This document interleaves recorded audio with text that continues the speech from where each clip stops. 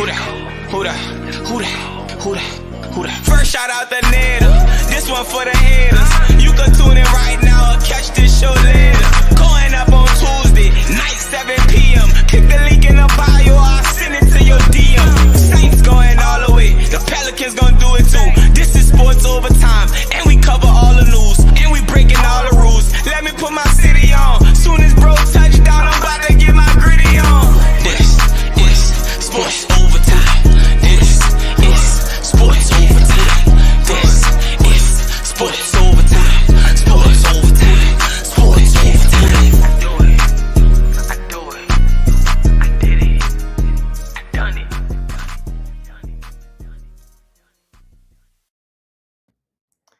Welcome to another edition of Sports Overtime. I am your host, Nader Murphic, and man, we are back in the mix. It is going down in a major way tonight, man. We got a lot to cover.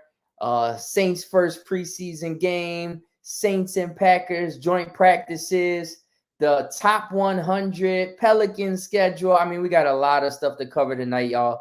But before we do all of that, I gotta bring in my co-host. First of all, this guy, y'all know him, y'all see him everywhere. He's on the news, he's on Facebook, now he's on Twitter. The dude went crazy on Twitter in a week, broke records of followers. I'm so excited for him. Mr. Soul Saint, what's going on? What's happening? What's happening? Saints plus Soul equals Super Bowl, baby. Definitely, man. Definitely, man. So, man, you all over the place, bro. I'm trying to be like you when I grow up, man. You got a lot of stuff going on, events. Oh, man. I'm trying to be like you, bro. It's been a ride, man. It's been a ride. It definitely has. And then got to introduce our other host, our other co-host, I should say. This guy's all over the place, too. You might know him. You might not know him, but you will know him once he comes on the show. But DJ Richie Rich, what's going on? My man. Well, yeah, Rich. Oh. What's up? What's up? Hey, What's man. up? Who that? What's Who up, that, y'all? baby? What's up, baby? Doing good. What's up with y'all? Chilling, man. Chilling. Chilling, Listen, bro. I'm excited to have y'all on the show tonight, man. We got a lot to cover. Before we jump into it, first of all, you know we got to shout out our sponsors, man. They paying the bills. So shout out to Element for sponsoring Sports Overtime. Make sure that if you do want a lemonade, make sure you go to your local Rouse's and support Element Beverage Company, man. Definitely some good people over there. And I'm telling y'all, man, this tropical, this thing is good, bro. I drink this every day, bro. My wife's like, the whole fridge is full of Element. Well, we ain't got no room for nothing else. I know. Hey, I need some new cases, bro. I'm running out. Yeah, we gotta re-up. We gotta get Richie Rich some too. You gotta re-up that. Yeah, bro. You gotta give me some of that stuff. Definitely gotta get you that. And then another message from our other sponsor. Buy you a bedroom set. Buy you a cozy sofa set. Buy you a great mattress. Buy you a dining room set. No credit, no problem. Buy You Furniture delivers it all with value, selection, and it's all affordable. We do it right by you. Buy You Furniture. Buy you some furniture in the bayou. And listen, I said it last week. Furniture in the bayou, baby. I know y'all need some new mattresses. I know y'all still sleeping on them 10, 12-year-old mattresses, man. Make sure y'all go to Bayou Furniture. Cop your mattresses, cop your bedroom sets, cop everything, man. They got a variety of things. Tell them that Sports Overtime, Soul, Nader, and Richie Rich sent you, and they will look out for you on a discount. Absolutely. So listen, this is your chance. If you've been procrastinating on changing that mattress, What's up, Jimmy? this is your chance. My boy MC. Let's give a shout out to our followers right quick. We got sure. Bianca. What's up? What's up? We got my boy MJ Anola. Hey, so we got Ricky. Hey, got my MC Jimmy joining us. That's my MC. All right. We got Marion Foster. What's up? What's up, Marion? Marion Foster for sure. What's up?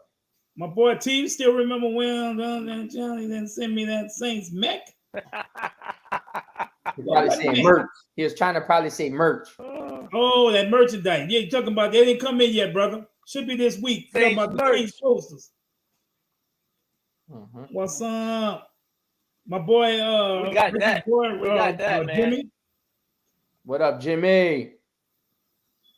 Oh, we got my boy, man. My boy. Hey, one of the super fans, that fireman. All right. All right. Barry Mathern. What? What's up, Barry? He been Look high. at Barry, man. Man, we ain't seen him in 2 years. We also got JGP. Yeah, we miss him, man. Mike Teasy. Right there. Mike Teasy. Mike Teasy in the house. What's up? What's up? So this how Mike be on Tell It Like It Is. Man, I'm trying to tell you, soul. I'm trying to tell you, soul. Shout out to my boy Mike, man. We got somebody, JJP Jr. What's up? What's up?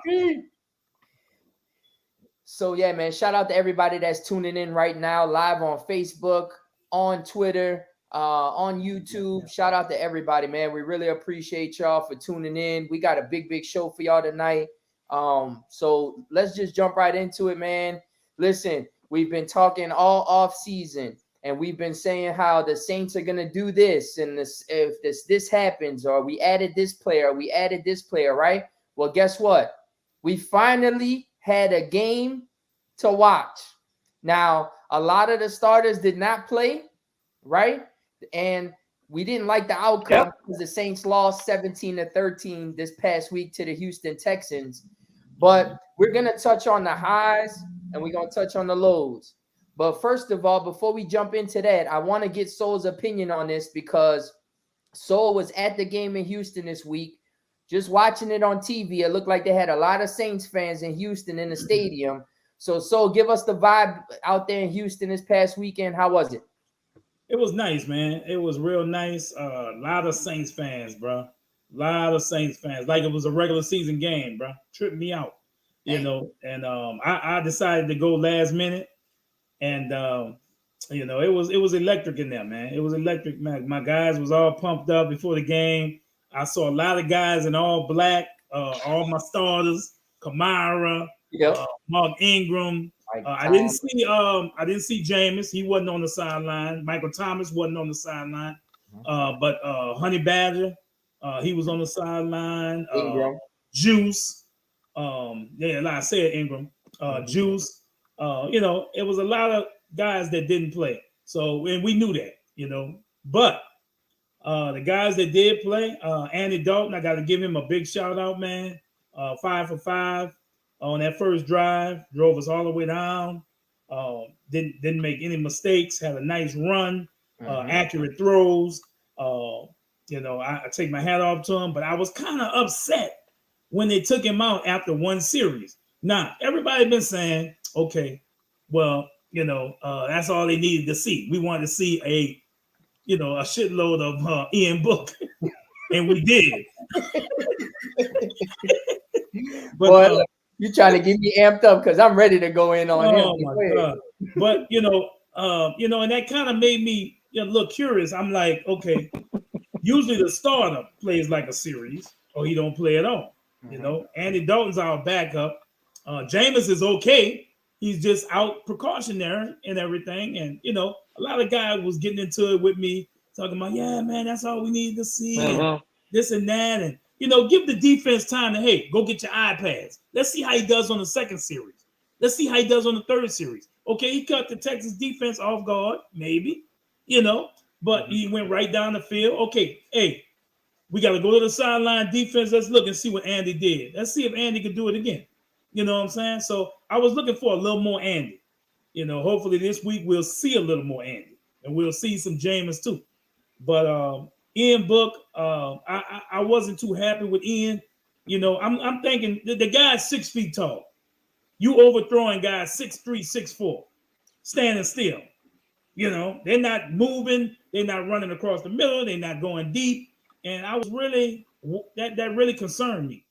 You know, and going another thing that really pisses me off with Ian Book.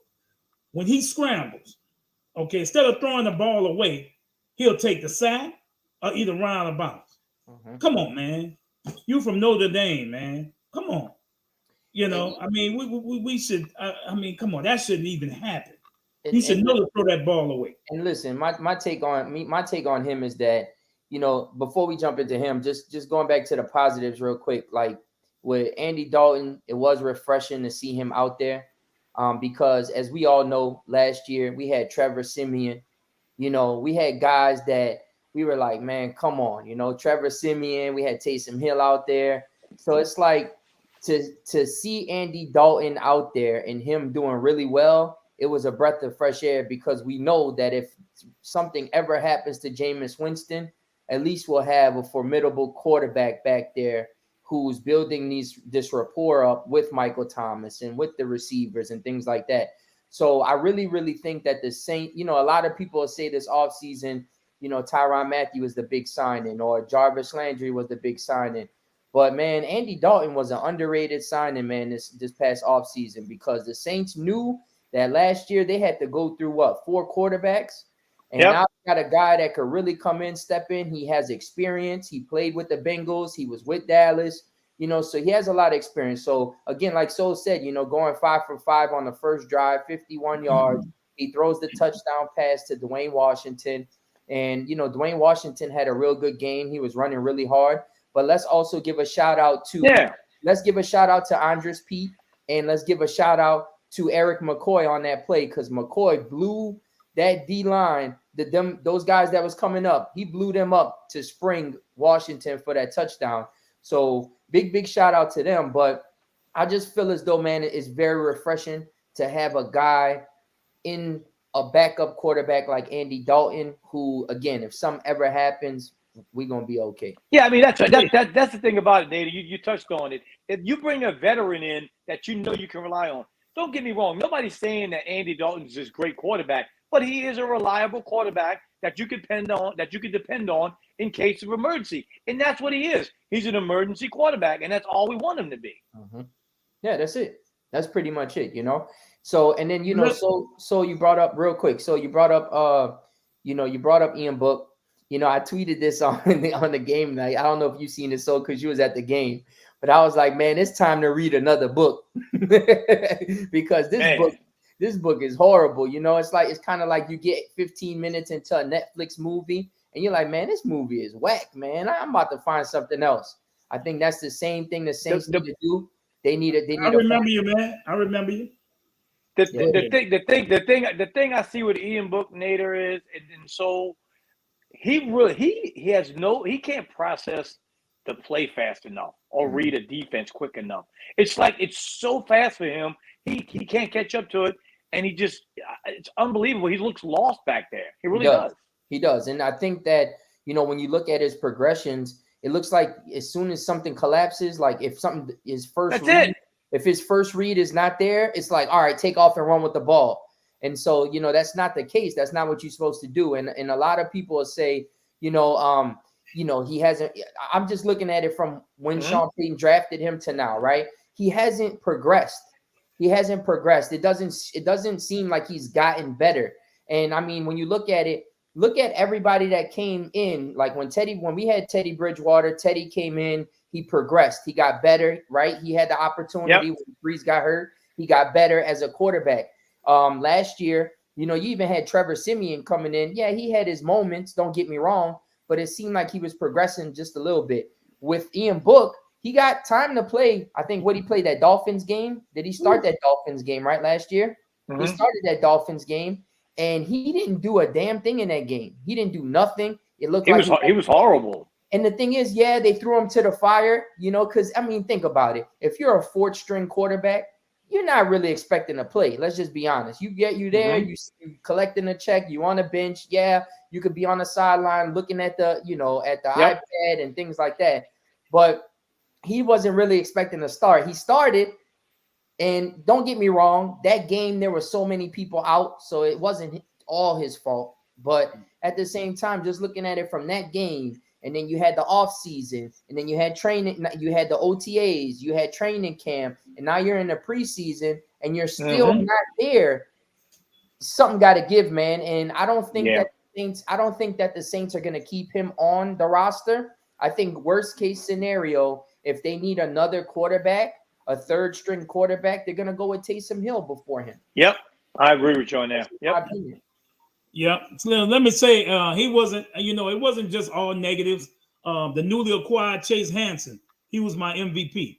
He had five solo tackles, 2 tackles for loss, interception. The guy played out of his mind. You know what I'm saying? They got this guy off the street. You know what I'm saying? This guy come in and ball like he been playing. That's crazy. Yep. So if he don't make this team, I'm going to be shocked. You know what I'm saying? He might be starting on side of DeMario come week 1. Well, he should be if Werner isn't back. And you're right. And I think he does make the team because we're thin at linebacker right now. We're very thin at linebacker. And just seeing him play on Saturday was very encouraging. I guess he got kind of nicked up in the game. He went to the tent and then came right out of the tent, went back on the field, and then had an interception. So again, big shout out to Chase Hanson. These are people that are really trying to make the team, man. And when you want to make the team, when you have 5 solo tackles, an interception, 2 tackles for loss, I mean, think about it. The first play of the game, they starting running back, Mac, was stuffed. He blew him up. in the backfield. And people's like, damn, who the hell is that? So again, man, big shout out to him. And I feel as though he will make the team, especially since we are thin at the linebacker. Big shout out to one Texan player, and that's Stingley Jr. He was out there. I didn't hear his name called too much. I don't know if he made a play or plays, but I wish the best for him because he's an LSU guy. Yes. But we talk about highs, we talk about lows. I was on Twitter the other day on Sunday, and I'm just scrolling. They always give players in the preseason a PFF grade. And, a lot of people believe in the PFF grade. They really take it to heart and really dissect it. So they posted the grade, and obviously Trevor Penning is a rookie. It was his first game in the NFL, and he had a 90.9 rating.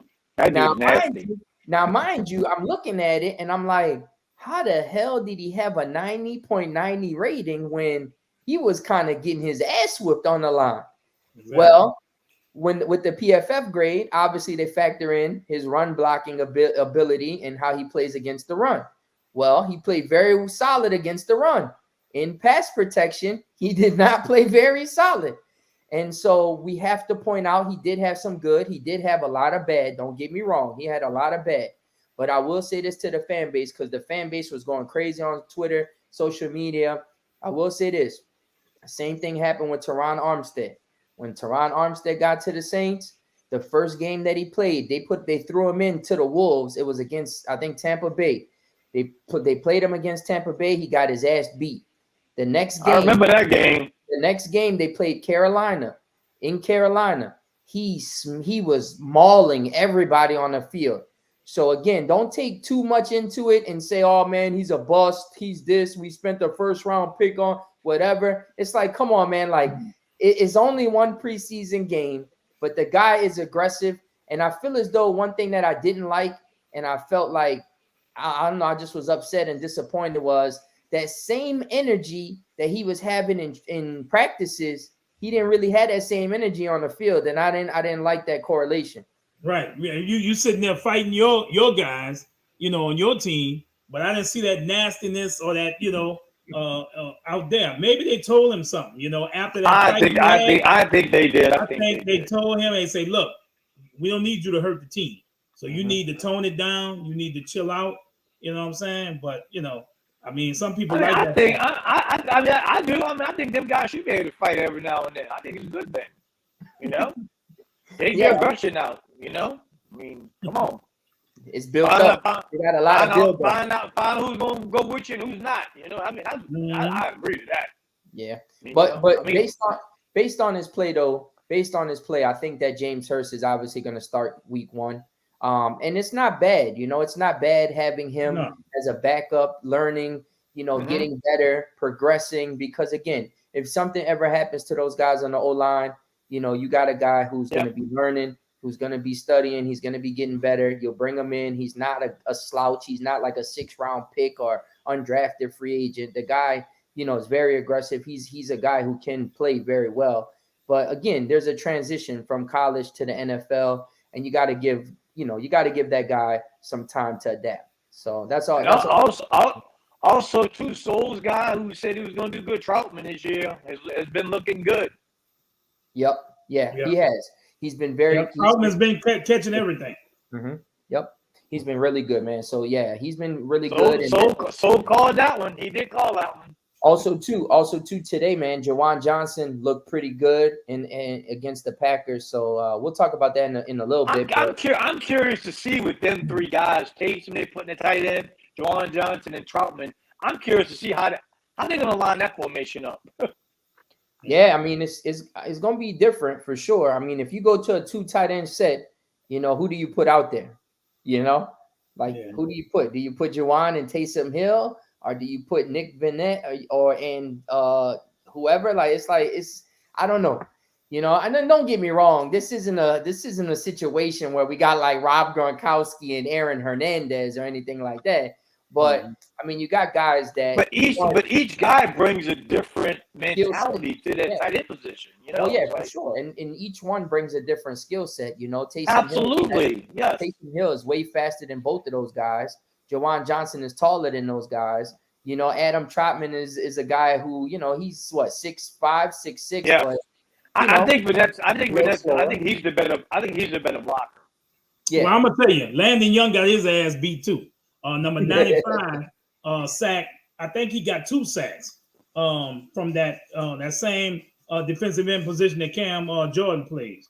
He got beat twice. Remember, Landon was filling in at the right tackle, and your boy Penning was at the left tackle. But let me say one more thing about Andy Dalton. I know that Andy Dalton was the one that was going to give my boy some work, the new guy. I'm talking about Olave. Olave had 1 catch for 4 yards. And I knew that Ian Book in there, they're not going to get no work. Because as you can see, he was throwing the ball too high. He was throwing the ball off the mark.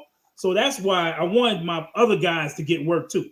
And you got to have somebody in there that's going to put the ball where it needs to be. And, that's why I wanted to see Andy a little longer. Right. And everybody, we don't want to get him hurt and this and that. But, we need to get our other guys work too. You know what I'm saying? So, and I know I agree with that. Yeah. But you're and I agree with you. But yeah, I mean, they should have at least had another drive. I think that they should have at least 1 or 2 more. Yeah, another drive just to get Olave some catches. Just get them sprinkled in. But also too, I guess they kind of got nervous. Looking at what happened before before they played, because the Falcons played earlier in the week. Drake London got hurt on the first play of the game. So, you got to take in consideration all of that. So maybe this week they'll play more, ramping them up. And I don't know. I think because usually when you look at the preseason games, it's always the 3rd game that, the team always ramps up the starters. Well, now there's only 3 games. So now is the 2nd game going to be the ramp up of the starters? So I don't know. I think this Green Bay game might be to where they might ramp up the starters a little bit more. You might get what you want. I think Jameis is playing too. I think Jameis is playing this game. I don't know. I don't know if he is or not. But I mean, he was at practice today. Well, he didn't practice. He was just on the sideline. Yeah. He was just answering Barry's question. Kurt Murray has been having a great camp, and he's been. The coach has been really looking at this guy. He's been in his eyesight. So. But there's a lot of receivers, man. Dejon Dixon. Dejon Dixon had 3-4 catches against the Texans. Now it's gonna be hard to cut these guys, man. Well, we have a serious wide receiver room. Well, you also got to understand that some of them gonna go into the practice squad too. Right. The thing about it is, Nate, I understand that Jameis is nursing this ankle, but he's got to get some reps in there with real time. Trick One had a big 3rd down catch. I was happy to see that. Yeah, he had a big third down catch. But like I said, Traquan's got to be consistent. You know, one catch ain't gonna do it. Well, so, and he dropped that touchdown pass. Everybody was going crazy. Right, the guy got it. I looked at it. I went back and looked at it. It wasn't him. The guy did get his hand in there, so I'm gonna give Traquan a pass. You know, he got that. You don't kind of think we know who the 6 receivers are going to be on this team. Yeah, I think I have an idea. For the most part, I mean, you got Mike Thomas. We know who the top I think we would agree with that. Yes. Yeah, I mean, Mike Thomas, Olave, Jarvis, Deontay Hardy. You got Traquan Smith, and who's going to be the 6th one? I think Traquan is gone. I think it's going to be no. So they just signed him. They just signed him to a deal. That's my opinion, man. I think Traquan. I don't know. I mean, He should. Some people think he should be. I mean, I get it. He's a receiver. Some people say he's the best blocking receiver we got. Yeah. And then you got Kirk Merritt, Dejon Dixon. All them guys can be on the practice squad. You know. And the Saints released Aesop Winston too. Yeah. Oh, Aesop. Sorry to hear that, brother. Yeah, they released Aesop Winston. We got too many. I know, man. But see, that's why they gave him a lot of work at kickoff, at punt return. To just you don't think Callaway's making the team? We got Callaway. You don't think Callaway's making the team? Yeah, we forgot Callaway. That's the 6th one right there. Yeah, we forgot Callaway. Callaway might be Callaway might be a force receiver. I said Callaway. But this is the thing. You go from having one of the worst wide receiver groups last year to now having one of the best wide receiver groups. To having three new receivers starting this year. 3. Man, you go from having guys that was 1, 2, and 3 last year to falling to 4, 5, and 6. No, Nada, let's say it right. Those guys go back to where they're comfortable at as being backups. Mm-hmm. Yeah, and that's what it is. No slight to them, but that's the reality of it. We played all see what Hakeem said, huh? Hakeem said, I think we need to make a nice little package and send that to Atlanta and go get my boy Jones, man. Let him get on the winning squad because that boy beats. So let me tell you something. So you know me, and I said no offense to you or Nader. I never ever root for any former Falcon to be on my same team. I don't care who they are. Never do. Mike Haynes, I couldn't stand him. So you breaking the G code. That's what Richie Rich telling you, bro. Not me. Code, bro. Deion Jones can stay his butt in Atlanta. Now, I will say this though. If they were to get him, that would be a nice linebacker tandem. Him and Mario with Pete Werner. I mean, I'm also a realist. The guy's a phenomenal linebacker. Yeah. No doubt. Yeah, he's a beast. No doubt, he's a beast. But Atlanta not gonna send him to the Saints, man. They're not gonna send him. You know, it's just me talking because they don't want to face Deion Jones. They don't want to face this dude. All they play, knows everything about Atlanta. I tell you, it's sad that he's got to be on that rebuilding team like that. Such a good talent, man. I'll tell you that. Well, you want the Falcons. I mean, what do you expect? It's the Falcons, man. So what you expect? But I will say this though. Let's jump into this real quick because this was very encouraging. Because listen, we know, when Drew Brees was here, I feel as though the Saints were trying to build this defensive team to get them ready for when Drew Brees retired, right? Mm-hmm. And I feel as though the Saints obviously did that because if you look at the identity of this team, it's more of a defensive team. And so they go out, they add Marcus May, they add Tyron Matthew, right? They get Kadavius Street, they get Taco Charlton, they add some pieces. Now you got a defense that is going to be top-notch even more, right? So with that being said, seeing them at OTAs, you've been seeing the videos at training camp, right? You always want to see how does that transition into a game. And with that transitioning into the game this past week, I mean, let's give the defense credit, man. They played very well. They really held the Texans down for the first 3 quarters, let's be honest. And, we've been talking highly of him. We've been seeing videos of him in training camp, Paulson the Debo.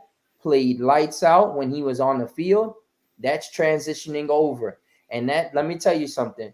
When you got a number 1 and a number 2 corner who are not only very good, but they got their confidence is really up. And that playing cornerback, you got to have your confidence up. And those two guys being able to shut down the 2 main receivers for opposing teams is just going to do so much for that defensive line, and Cam Jordan and Davenport and Turner and Onyemata. They're going to be getting so many sacks. Like even today, right? Even today at the practices in Green Bay, I mean, Cam Jordan had like 2 sacks.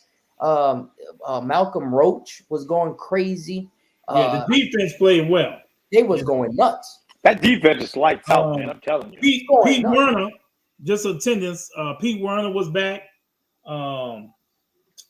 Nick Burnett, Jameis Winston was out there, but he didn't. Why is it that Pete Werner gets so much slack, man? He gets so much slack from. I don't understand it.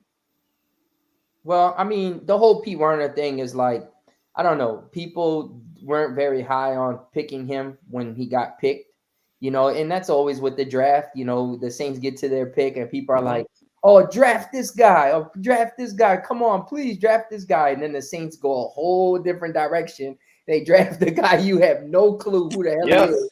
And then people start to take that in effect and they like, man, we just drafted this dude, blah, blah, blah. Who the hell is this? And the negativity comes with that, So I feel as though the negativity has transitioned into him, and don't get me wrong, he played very well last year when he got put in.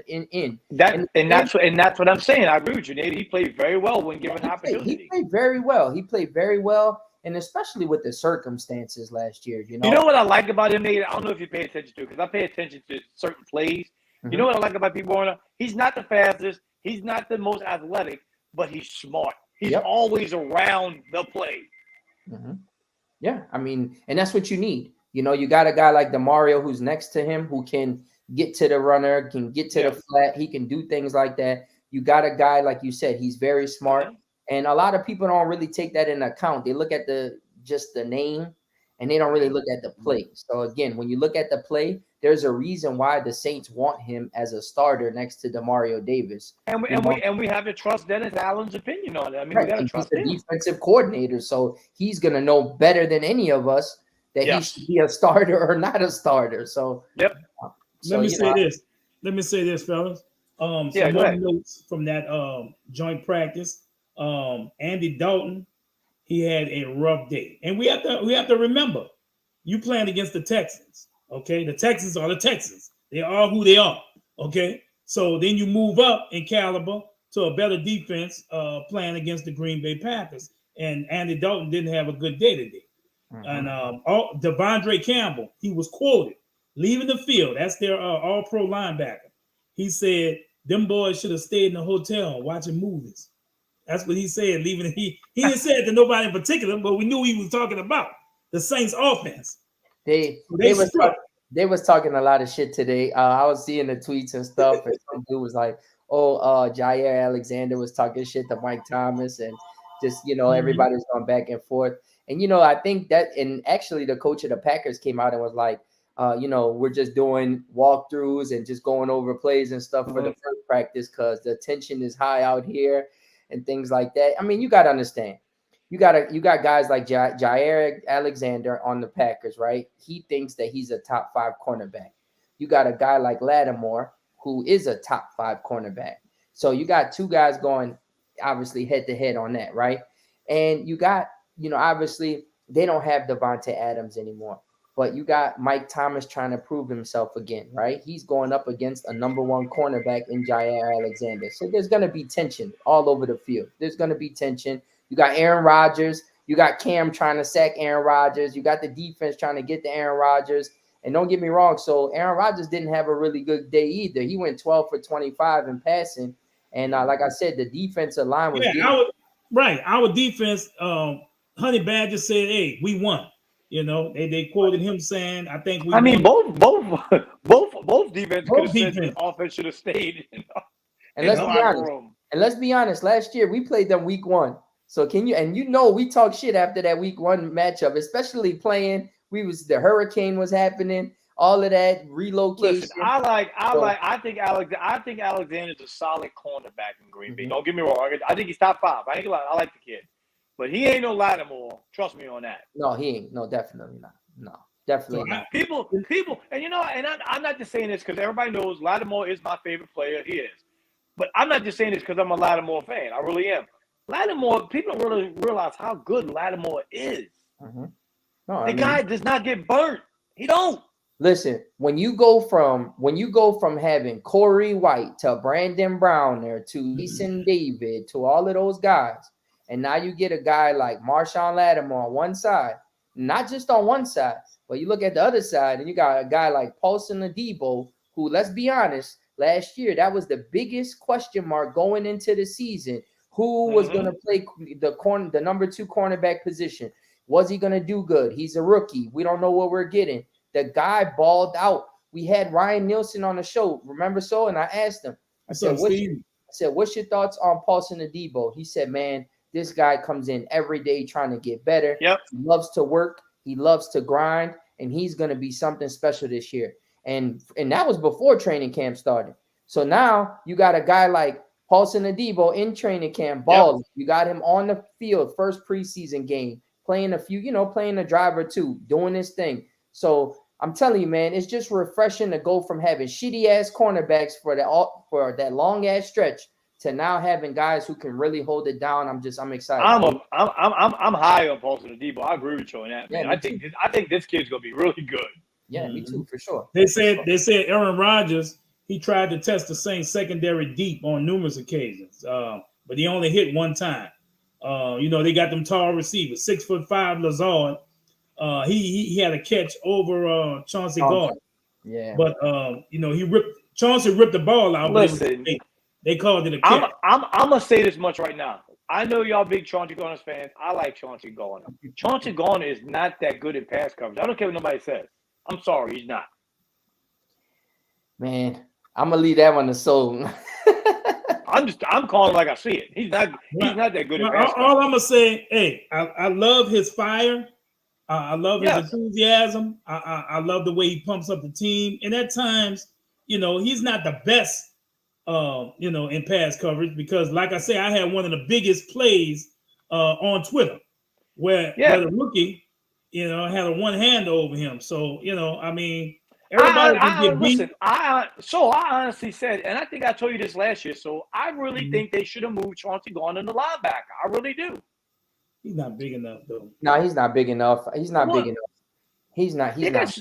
They've converted, but they have converted safeties to linebacker in the past before. Oh, for sure. Yeah, it's definitely happened before. A little bigger though, he's not that. But I mean, like Sol said, with him, I feel as though he's the blood pumping into the defense, in the veins of the defense. The guy has a bunch of swag. He brings a lot of energy. On defense, y'all know you need a lot of energy. You need that energy. That gets you ramped up, that gets you amped up.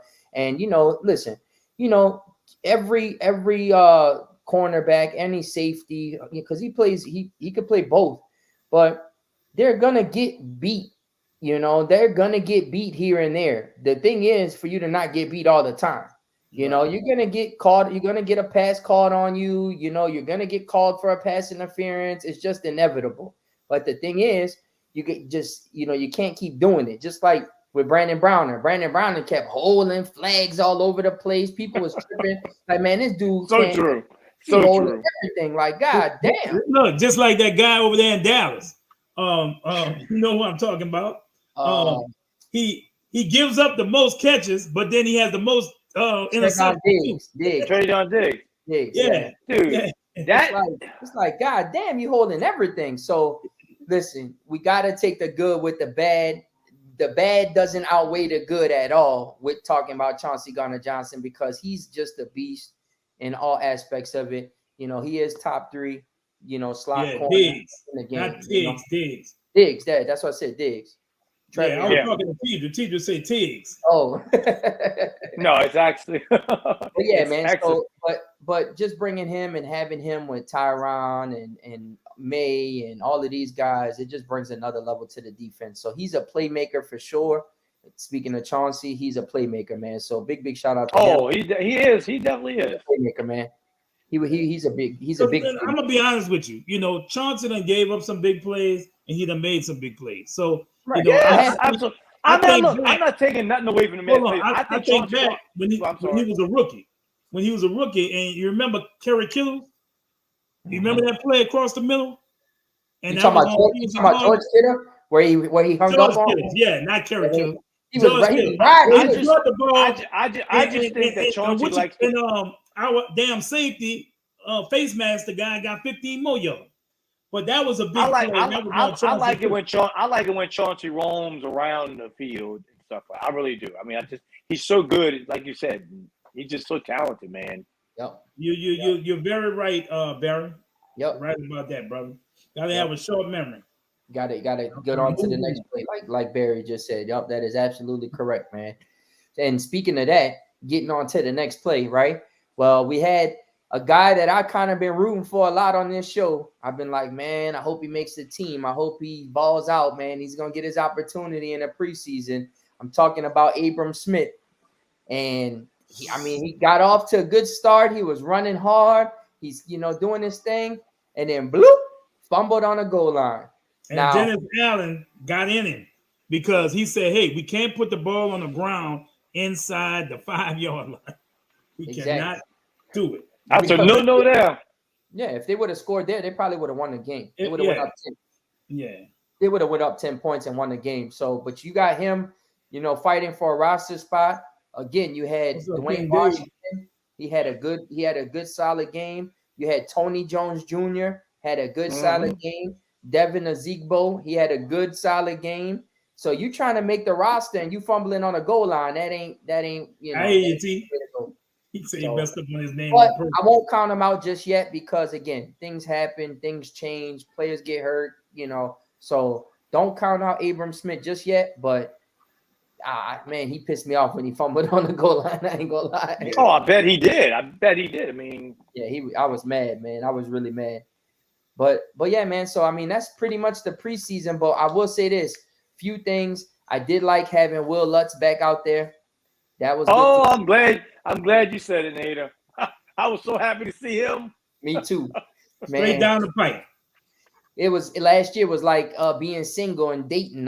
They keep dating a bunch of chicks trying to find the right one. That's how. How does it go? You don't realize how good you have it until it's gone. That is correct. And your boy was gone the next day. Romo, our backup kicker. After Lutz showed what he had in action, they gave the pink slip to Romo. Y'all realize we barely missed the playoffs. And if we would have Lutz some of them games that we missed field goals, we probably would have won those games.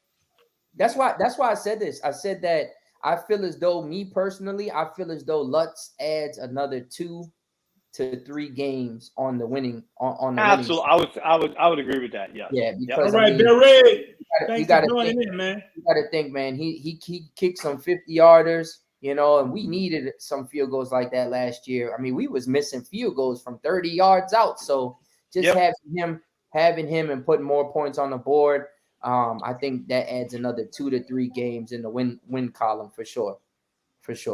Now, one dude I gotta shout out, because a lot of people don't give him a lot of shout out because of the position he plays. But we got to give the punter a shout out, man. Blake Gillikin, he was doing this thing. He averaged 50.2 yards per punt. The guy's in rare season form. And big shout out to him because, we went from Thomas Morstead not knowing what we were going to get. And obviously the Saints let Thomas Morstead go for a reason because they had a guy like Blake Gillikin waiting in the wings, and he's definitely proven himself since Morstead has been gone, man. So big shout out to him. And a lot of people don't talk about the punting game, but that is huge, man. When you try the 52 man, yards. I tell you what, Nader, when I went out there to practice, when he punted that ball, oh man, you heard it. I'm like, boom. I'm like, okay. Yep.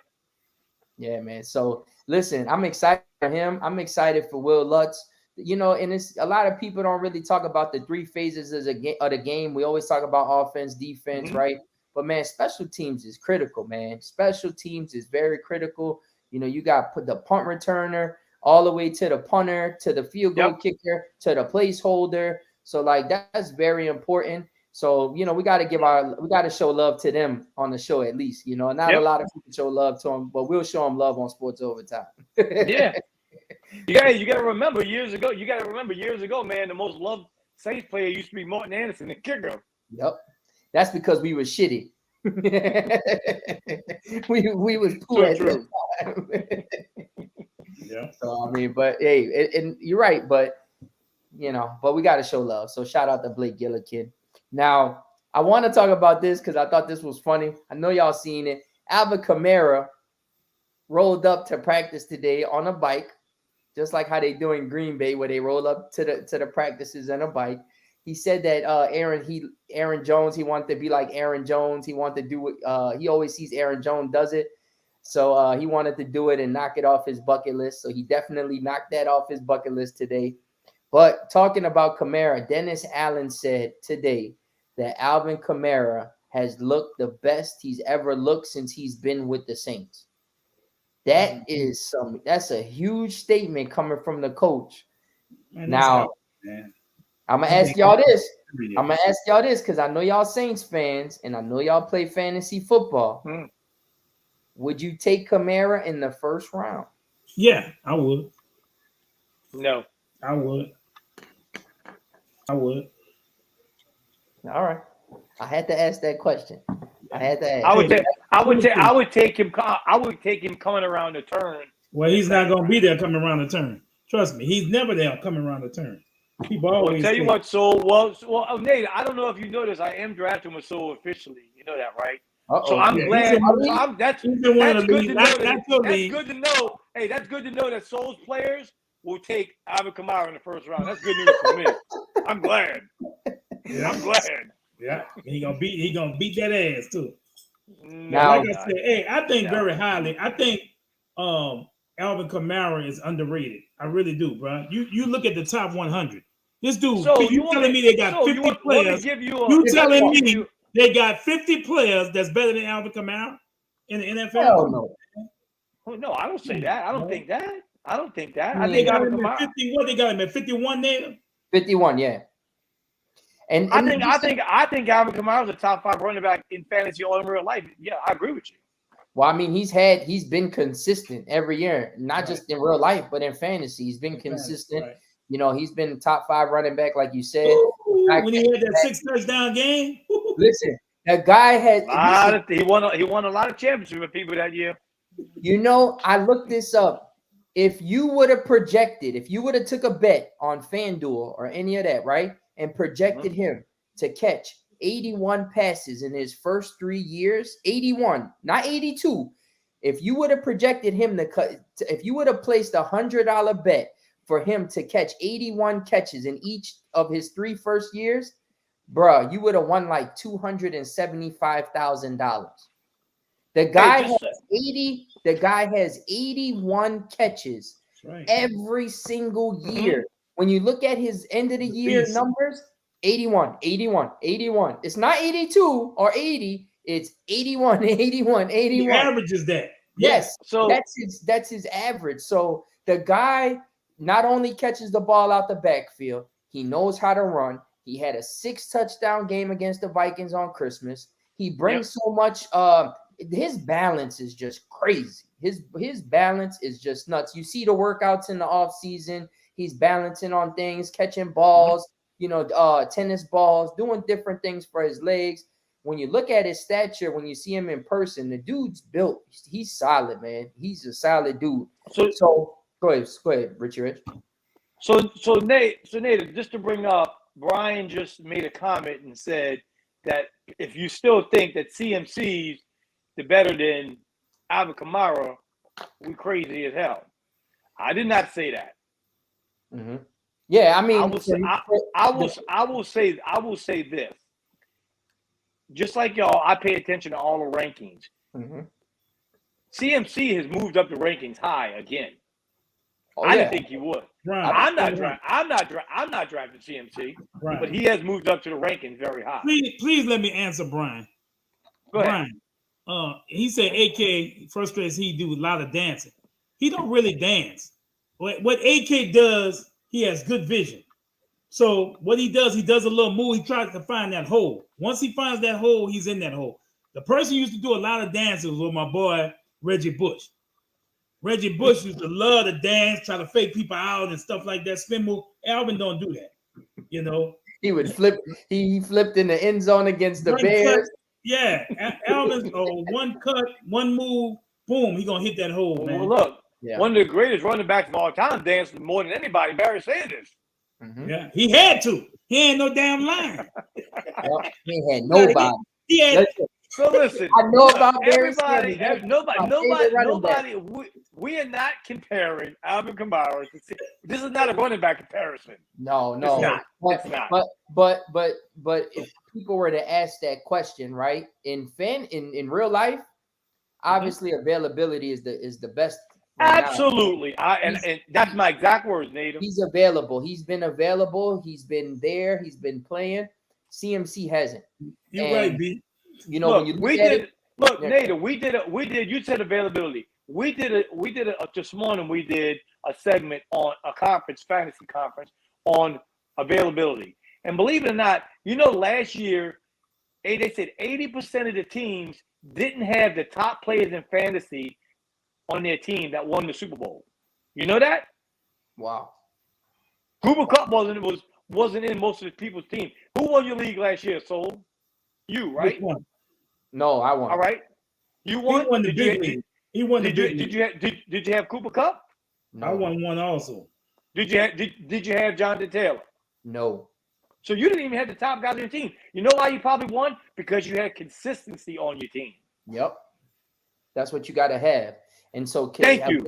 That's how you win fantasy football. My bad, Brian. My bad. No, and for sure, you're right. And availability and consistency is key. You know, when you look at just, let's just talk about fantasy real quick, right? When you look at fantasy right now, you got guys like Jonathan Taylor going first, right? Yep. Me personally, I'm gonna be honest, and me and Soul, I'm in a league with Soul, so I don't mind saying this because it's whatever. I'm gonna win the league anyway. But but Jonathan, I had to throw that little shout out. But Jonathan Taylor, to me, I don't like everybody on ESPN and people that project him. Oh, he's the one of one. He's the one of one. He's the one of one. For me, when I look at my research, I look and I say, okay, CMC was the one of one a couple years ago. He wasn't the one of one on the last year. Dalvin Cook was one of one in previous years. He wasn't the one of one the next year. So, you know, and you got Jonathan Taylor on the Colts. Yes, I do think that he's going to, you know, have a lot of carries. Don't get me wrong. But I don't see him being a one-on-one this year. I see a guy like, you know, maybe a Najee Harris who's in a Pittsburgh Steelers offense where they're going to have to run the ball a lot. He's going to have to catch a lot of passes out in the flat or in the backfield, right? So you got Najee. You got guys like Dalvin Cook. He's been injured. There's question marks about him. You know, he has a right hand injury or something. So like you got Jonathan Taylor, you got CMC, you got Dalvin Cook, you got guys like Austin Eckler. A lot of people talk shit about Austin Eckler. They say, oh, he's small. He's I don't know how long he's gonna last. He's this, he's that. Guess what? Austin Eckler was on my team last year when I won the championship. So, you know, you can't sit there and say, oh, he's small. He's not. You got to look at offenses. You got to look at availability. You got to look at how teams are using their running backs. If you got a guy like Derrick Henry, who you know Derrick Henry is just going to be that run up the run straight forward and go uphill and not catch that many passes, then do you think to yourself, oh, if CMC falls to me at 8 or 9 and Derrick Henry's there, who do I take? They both were hurt last year, right?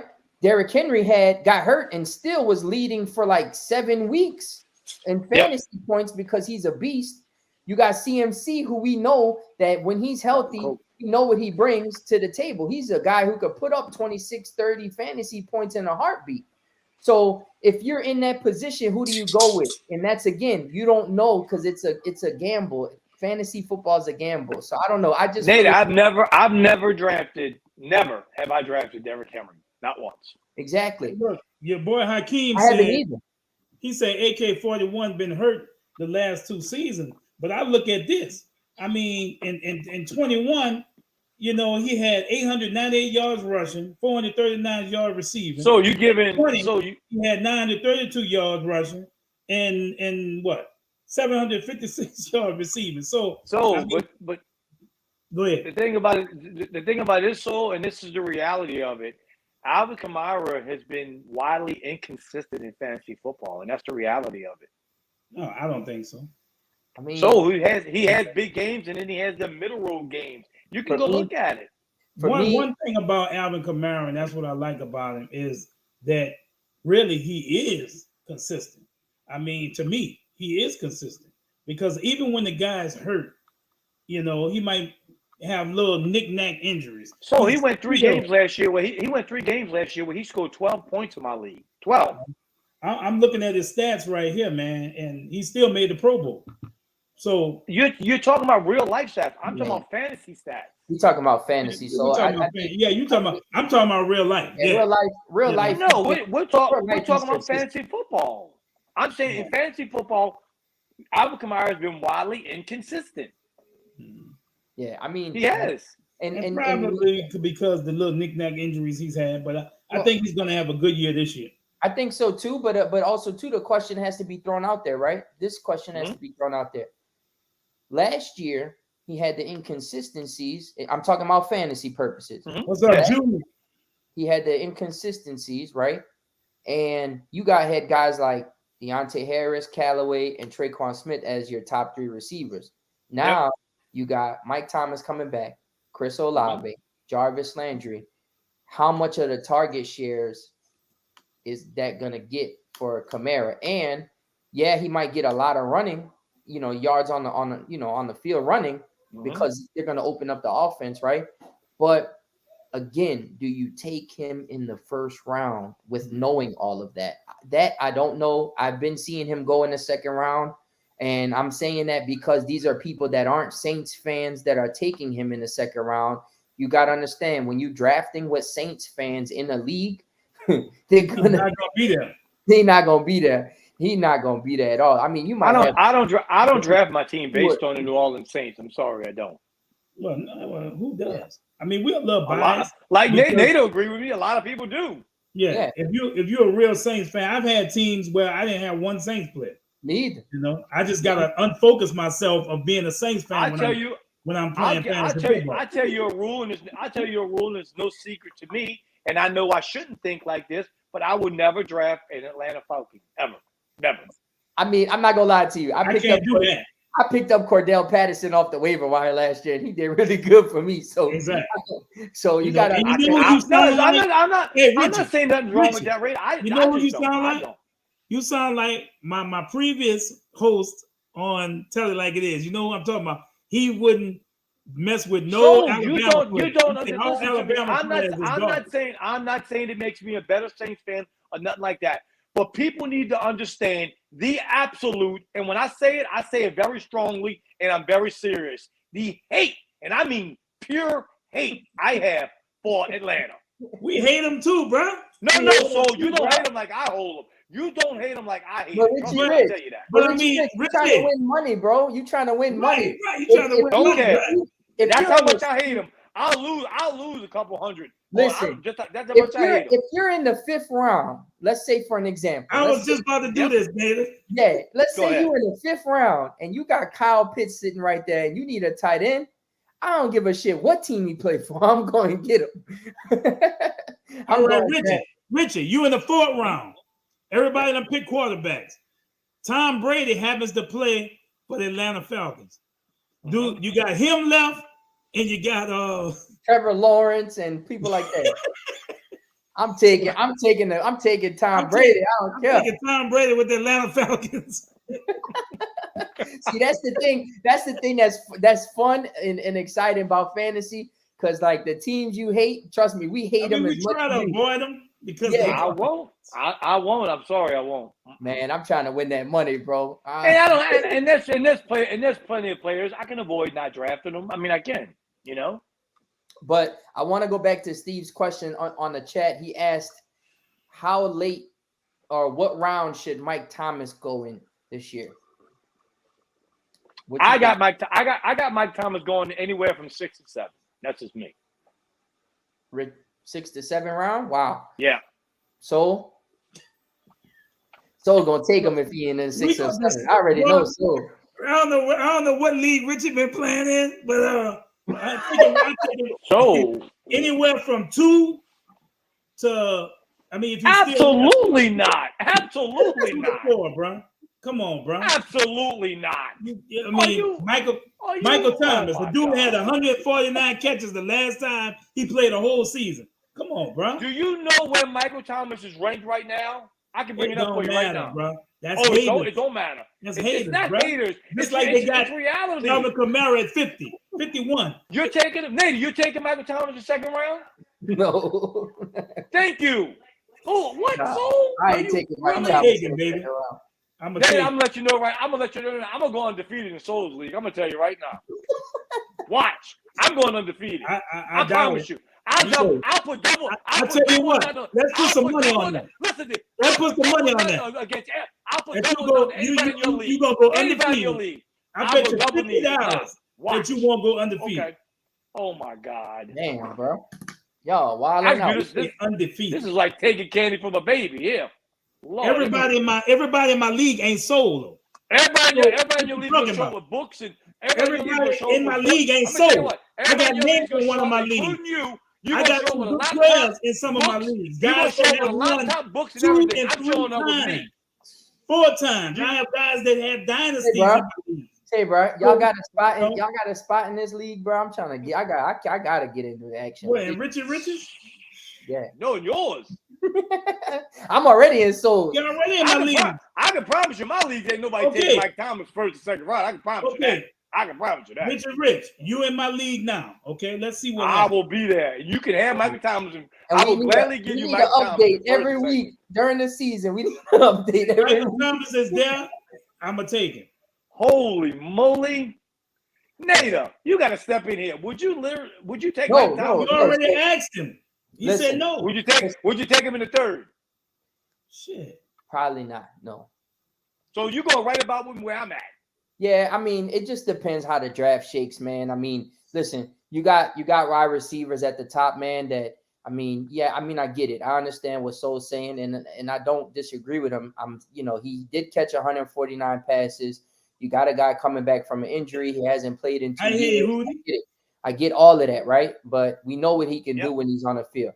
But you got, I could just tell you right now, they got guys out there like Devontae Adams. You got Justin Jefferson. You got Jamar Chase. You got Cooper Kupp. You got Keenan Allen. You got Mike Evans. You got Tyreek Hill. I mean, you got a lot of receivers that you would take way before Mike Thomas. Don't get me wrong. And no disrespect to him. It's not his fault, that he got hurt. But, I mean, you got receivers out there. Stephon Diggs is another one that I think would go in the first round, maybe in the turn. You got CeeDee Lamb. Let me ask you this. Let me ask you a question. Since y'all making a man suffer because he's been out the last 2 years.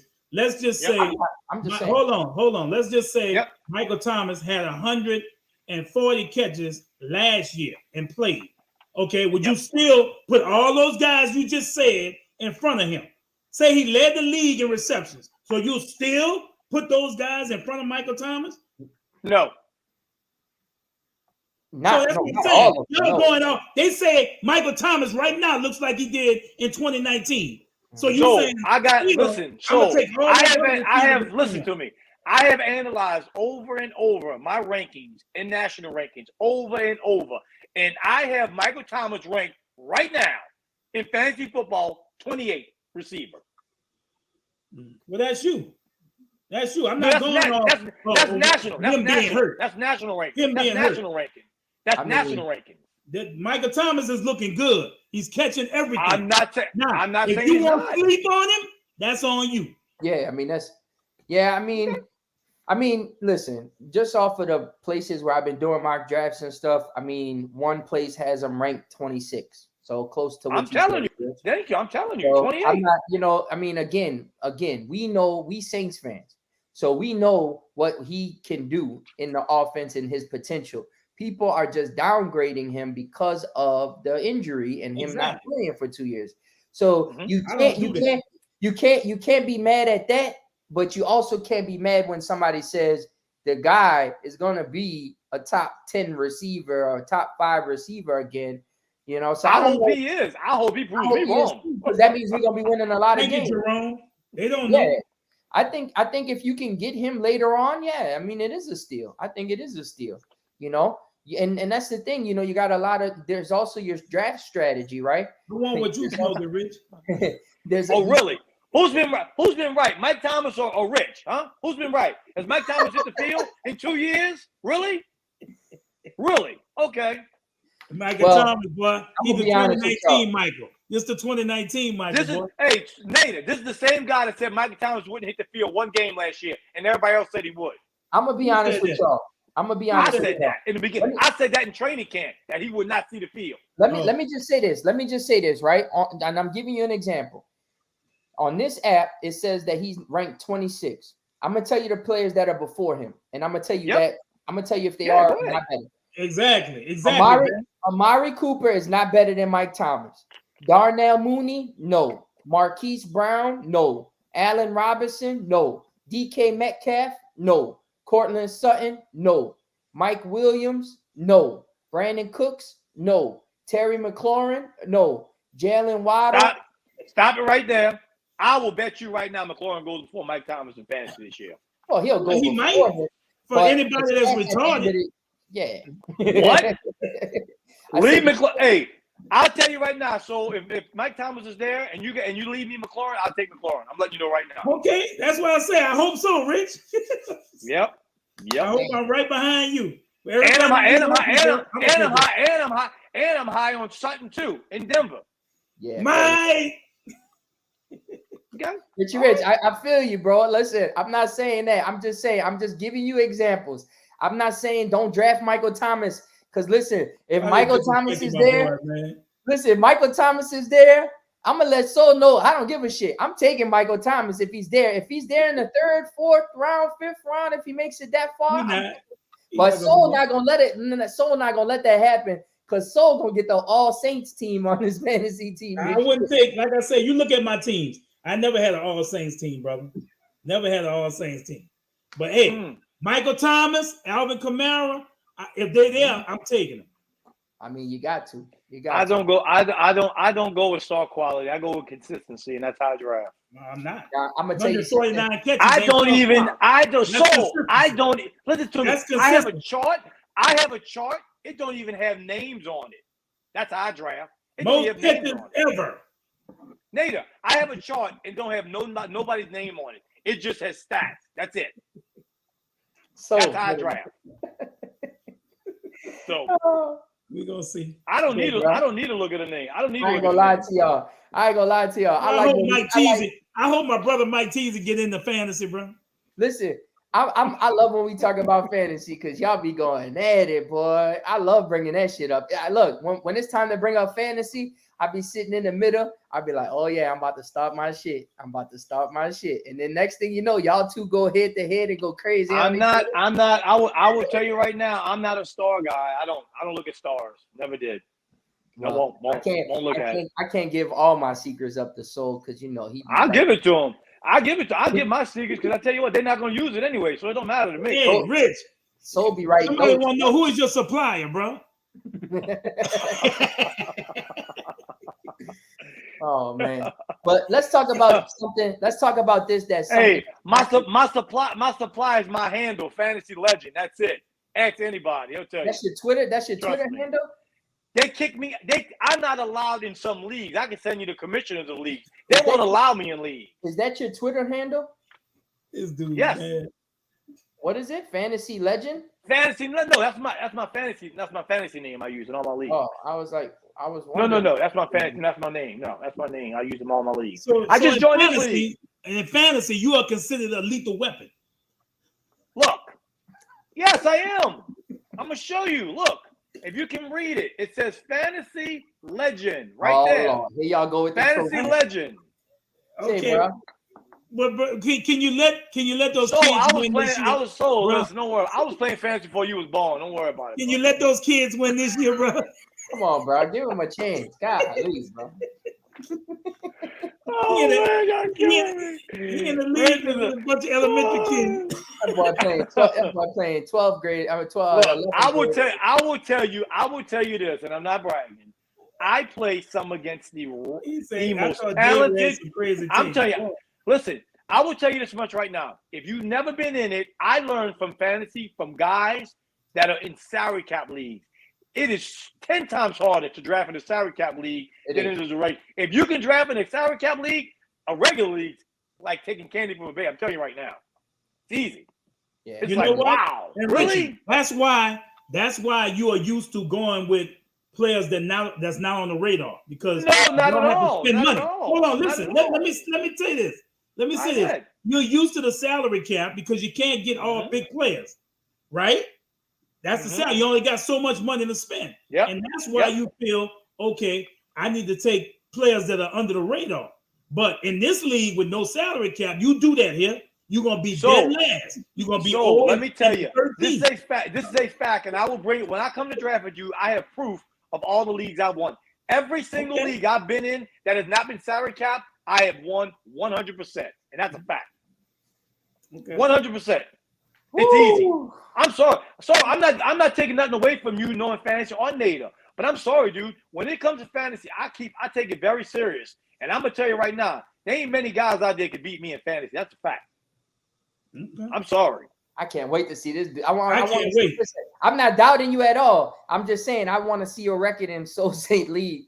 I want to update. I will post it. You remember the running back that played for Washington that played with RG3. Remember that year? Morris? Yes. I will bring up 3 guys next week on the show. If you don't believe me, you can ask him. I drafted him second, and they thought I was absolutely crazy. And do you remember what he did that year? He went off. I studied things. I got guys that haven't even been in the league yet for next year. That's how much I study it, dude. It's year round for me. It's year round. Richie, you want charts for next year? I can tell you right now, charts for next year. I do. You gonna say? People think I'm cuckoo, dude, when it comes to fantasy. Talk your shit, Rich. Talk your shit.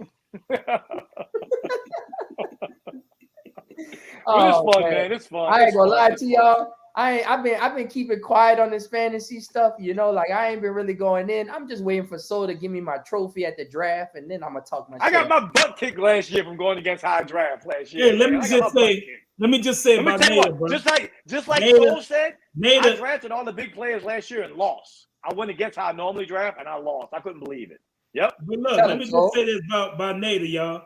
Nader went into my biggest league, my $200 league, you know, and it started off bad. I think he was what, 0-3? Bad.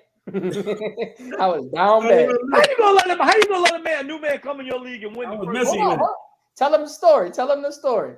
And I think you made a couple of free agent acquisitions. You had a couple of guys that was hurt at first, right? Mm-hmm. And you made some good. I mean, he was a good GM, and he did his thing, man. He went on a winning streak at the end, and then once he got in the playoffs, you know, it's 0-0, and then he won. You know, I mean, I was surprised. Nader, you killed him on the waiver. Nader, you killed him on the waiver wire, huh? Yeah. Yep. Yeah. I made a trade with you. So I ain't getting no. I made a trade with you. Remember? I traded you Ronald Jones and somebody for somebody else. I forgot what it was. I need a receiver bad, I think, and I traded you. Yeah, you need a receiver. And I had a bunch of them. Yeah, you had a bunch, but listen, man, fantasy's fun. I will say this though, if I do. I don't know, man. I've been kind of pondering who I'm gonna take, man. I'm picking number 5 in one of my leagues, my work league.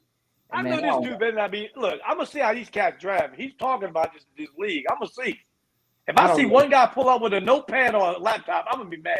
Well, you coming to the draft? Come hang out with us. I don't. Yes, I don't bring a laptop, pad, and nothing. I do everything on my head. God damn. I'm gonna show you. Watch. You gonna see? I need a sheet, bro. I need a sheet. All right, I gotta see this. Damn, Richard, dog, you a beast at this shit. I need that ESPN sheet with all the numbers of the players, bro. I can't do it like that. I'm gonna tell you, I get no sleep. Nah, I'm messing with you. I'm messing with you, Nate. I show him my iPad. That's it. Yeah, you guys better show up with something. I'm messing with you. But I agree with you. So I don't go off. I just look at national rankings, but you really got to go off how you draft. That's it. Everybody has their own method, and it's not one's better than the other. Whatever works for you works. I'm gonna tell you, man. Listen, it's about how the draft pans out. That's the biggest thing. A lot of people, like they'll look at it and say, man, I gotta go double running backs with the first 2 picks. I gotta go double running backs, and it's like, listen, you don't have to go double running backs. No, you don't. If you see your draft going to where it's like the first 10 picks or the first 7 picks have 3 or 4 wide receivers, 5 receivers in that mix, then on the turn they're gonna have some decent running backs. Nate, I think you and the Soul would agree with me on this. Nobody wins fantasy football with their first 4 picks. Nobody. No, listen, fantasy is won on the waiver wire, man. It really is. It's one on the waiver wire. In them later rounds. And you got to understand. You got to understand with the waiver wire, all of us are going to have injuries throughout the year. You got to think about that. You got to hurry up and figure it out through the waiver wire. And so you got to plug and play, and you got to make sure that you're playing the right people. I mean, so I'm going to tell you a quick story. His name is Mike DePaul. I drafted against this dude. When he first joined our league, I thought he was absolutely out of his mind. It was a 10-man league. He drafted, and I ain't lying to y'all, he drafted 5 quarterbacks to 5 first rounds. Damn. And came in second in that league. You know how many trades he made that year to get good players? And it was a great strategy to use. And he came in second place, dude. I thought he was out of his mind. I ain't got patience to do that shit. Me neither. Absolutely. I would have drove me crazy. I ain't got no patience to do all of that. And he came in second place. He really did. He did. I was shocked. Graylin just hopped on and he's been on, but he asked a question. He said, what's your thoughts on just switching it over back to the Saints, but what's your thoughts on the drafted players in the preseason? I mean, Chris Olave only caught 1 pass for 4 yards, so really can't go off of that. He has a great camp. He had a great camp, training camp. Trevor Penning, 50-50, where we already touched on. I'm gonna tell you, I'm telling y'all, Nate, and I know, so you've been in more camps than Nate. You've probably been more than me this year. Chris Olave is just so smooth, man. Yeah. God, he's so smooth. And in person, he's really impressive. I'm like, man. Yeah, he's smooth, man. He's definitely gonna get open. He's definitely he's definitely gonna get a lot of separation. Hakeem said Hunter Renfrow. Yes, draft Hunter Renfrow. Yeah, especially PPR. Yeah, all day long. Yeah, I mean, you got receivers out there, man. Like there's a lot, there's a lot of receivers out there that you could draft that, and that's why I said, man, like, I feel as though this year's strategy is kind of different from what I've been seeing, because I've been seeing a lot of people go wide receiver in the first round this year. I really have. It depends. It depends on if you're in a PPR league or not. I mean, I've seen people draft Cooper Kupp second overall. What's up, Jeremy? If you're in a PPR league, that's what I'm saying. That's what I'm saying, Nader. People put all their stock into that one guy. Yeah. I'm not saying you shouldn't go get a start, because I'm not going to look foolish. I'm not going to look foolish to draft somebody that needs to be drafted. Yeah, but with your first round pick, you got to make that one count, because again, you got that player, you're counting on that player to get you 20 plus points every week. And so, it's like what you said. It's where the rankings are at, and it's also what league you're in. You got to pay attention to all them formulas. Yeah, I mean, you got to look at everything. Like I'm not taking Cooper Kupp in the first round. If it's a non-PPR league, if it's a standard league, no. PPR, you got to go. And I'm gonna be honest with y'all. A lot of projection stuff that I've been seeing lately. Yep. A lot of people have taken Cooper Kupp out of the number 1 wide receiver position and put him and ranked him at 2 now, because of the whole elbow issue with Matthew Stafford. They got Justin Jefferson number one, going number one. I got Justin Jefferson number one anyway. And I've been seeing Justin Jefferson go like third, fourth overall in certain people's drafts, and I'm like, because here's the thing. I don't know if you heard, Justin Jefferson is now playing in the same position as Cooper Kupp did last year. Mm-hmm. No, I understand. I get it. I get flack for that. I tell people, I get people like Jamal Chase. I get that. Me, myself, and this is just my opinion, I think Justin Jefferson is the best receiver in football. But think about this. Look at the first round, right? Again, a lot of people go running back, right? But you're going to have Justin Jefferson, Cooper Kupp, Jamar Chase, and maybe Diggs and Adams go in the first round. That's 5 receivers. That's 5 receivers if you're playing in a 12. Nate, you know what people don't realize, and I know you and so pay attention, people don't realize the playoff run that Cooper Kupp had. It was pretty amazing, dude. It's amazing. It was amazing, but it's hard to do that again. It really is. I mean, regardless. Oh, no. I don't think he's gonna repeat that again.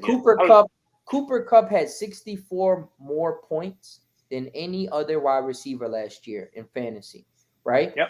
Now, if Cooper Kupp was to have 20 or 25 more points than them this year, that's still a win, right? But to say that he was going to have the 64 more points in fantasy compared to any other receiver, that I don't think that's going to happen. Listen, and people need to stop comparing Mike Thomas to Cooper Kupp in them 2 fabulous years, because Cooper Kupp didn't even come close. Cooper Kupp actually played 1 more game than Mike Thomas and still couldn't break the record. Yeah, for sure. So let's stop that. Let's stop that silliness. That's why. But see what you just said, kind of, enlightens what Soul said. Yeah, you say that, but Mike Thomas. You want me to tell you? Do you want? Let me tell y'all something. Do you want my something right quick? I'm thinking about it. I'm gonna go ahead. Listen. You know what messed Cooper Kupp up from breaking Michael Thomas' record? OBJ. Yep. Because they had to try to force him into the chemistry with if he wouldn't have came, Cooper Kupp would have got that record, bro. He'd have had probably 160 catches. You know what I'm saying? You add OBJ, he got to get his balls too. Yep. And a lot of them balls he forced trying to get it to OBJ, bro, when he could have went to Cooper Kupp smooth.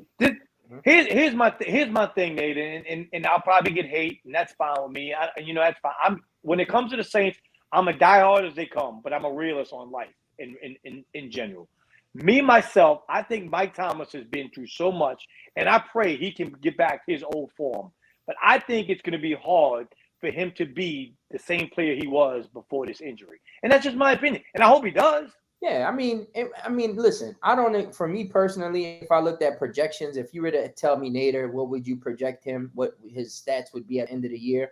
I mean, let's be real. I don't think he's going to have 149 catches. No, because he's got too much help. Yeah, and that's what I was gonna say. Me saying that isn't hating on him. It's just that he got Olave, he got Jarvis Landry, he got Kamara. There's a lot to feed. Let's not feed a lot of mouths. So and let's not mistake it. Sean Payton wanted him to get that record too. We knew that.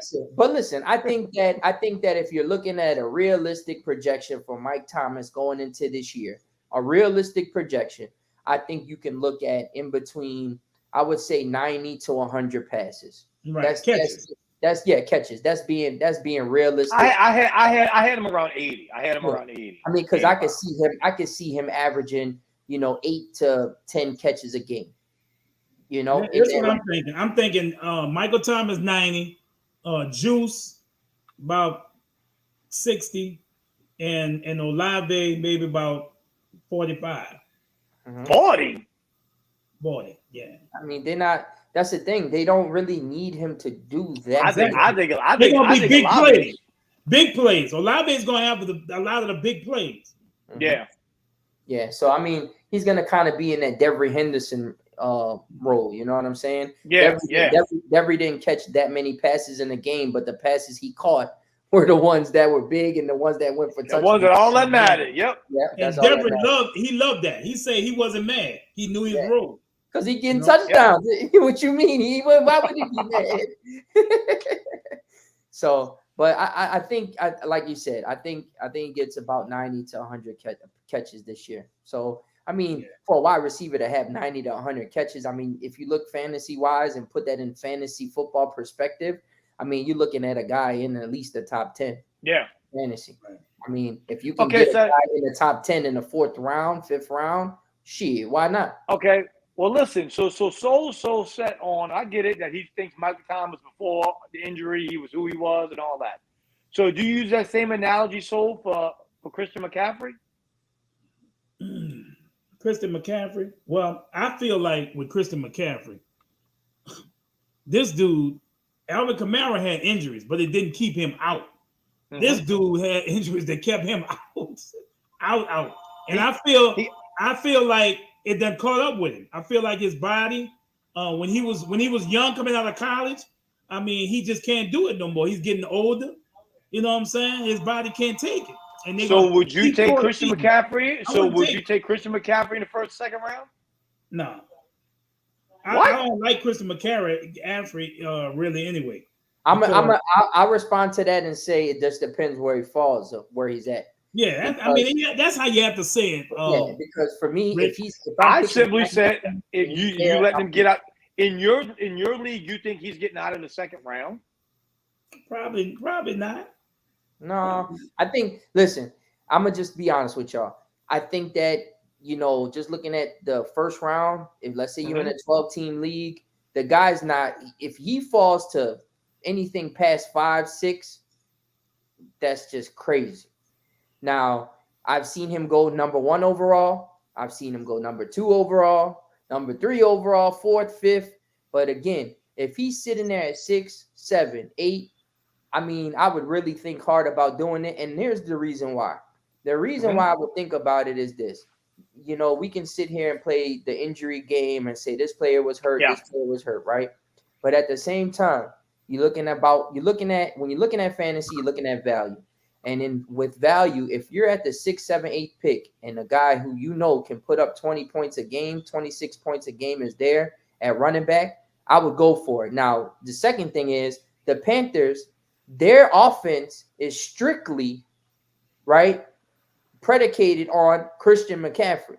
So when you got a guaranteed guy who's going to get the ball, he's going to get 20-plus carries a game, he's going to get 10-plus catches a game, you getting that, that's value. When you're in the 6, 7 pick, that's value. So you got to go with him. Yeah, he's hurt. Yeah, he's been hurt. But again, Mike Thomas has been hurt for the last 2 years. People want to take Mike Thomas.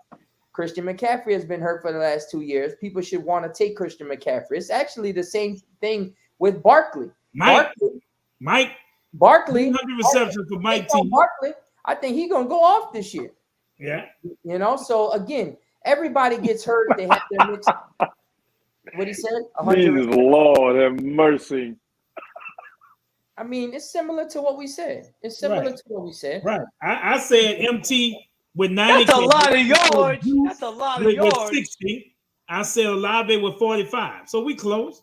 Yeah. That's a lot of yardage. I would say about 1,200. I'd say about 1,200 yards. Be realistic. I take 200 off the top of that, and that's more realistic for him. But again, it is a good discussion to have because, like we said, we talk about injuries. We just talked about injuries. We talk about, people, Soul said you shouldn't hesitate taking Mike Thomas. He hasn't played for the last 2 years.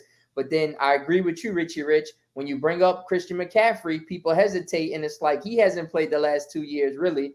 And so they hesitate. They have basically missed the same amount of time.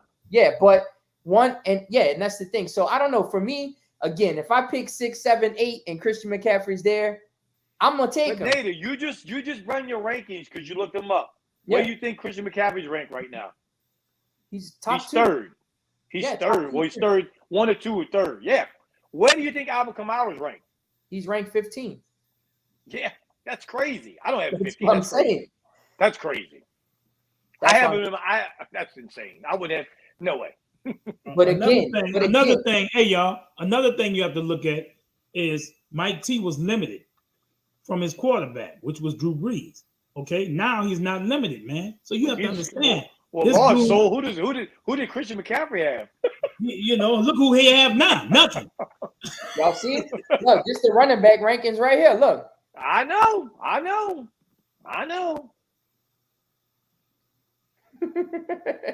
See, that's the expert. The experts don't always know everything. You know, they call them experts, but they don't always know. You know what I'm saying? No, so and I agree with you. The experts get it wrong a lot, but you have to take different. Right, Mike. Kamara's ranked 11th. Mm-hmm. They got Saquon in front of him, Aaron Jones, DeAndre Swift. I think that lets me know I might can wait on Alvin to the second round. But the thing about it is that the reason they got Alvin Kamara ranked right there, Nate, is because of the inconsistency. See what Teasy saying? What? That's the gamble you take, buddy. That's fantasy. No, that's Christian McCaffrey. But Mike, why are y'all treating Christian McCaffrey different than Mike Thomas when they both been out the same amount of time? Because Michael Thomas. Because what? Nah, he's more durable. Michael Thomas is more durable than McCaffrey. They've been out the same amount of time. McCaffrey, bro, just listen. Let's just do this to settle the score on this topic. I'm gonna post a tweet tonight. I'm gonna let the people on social media give us their feedback. Yeah, that's a lie, Rich. And we'll go from there because again, there's how that's a lie. Is it not, Nate? Is that a lie? Have they not missed about the same amount of time? Yeah, about the same. Yeah. How's that a lie? I mean, they have.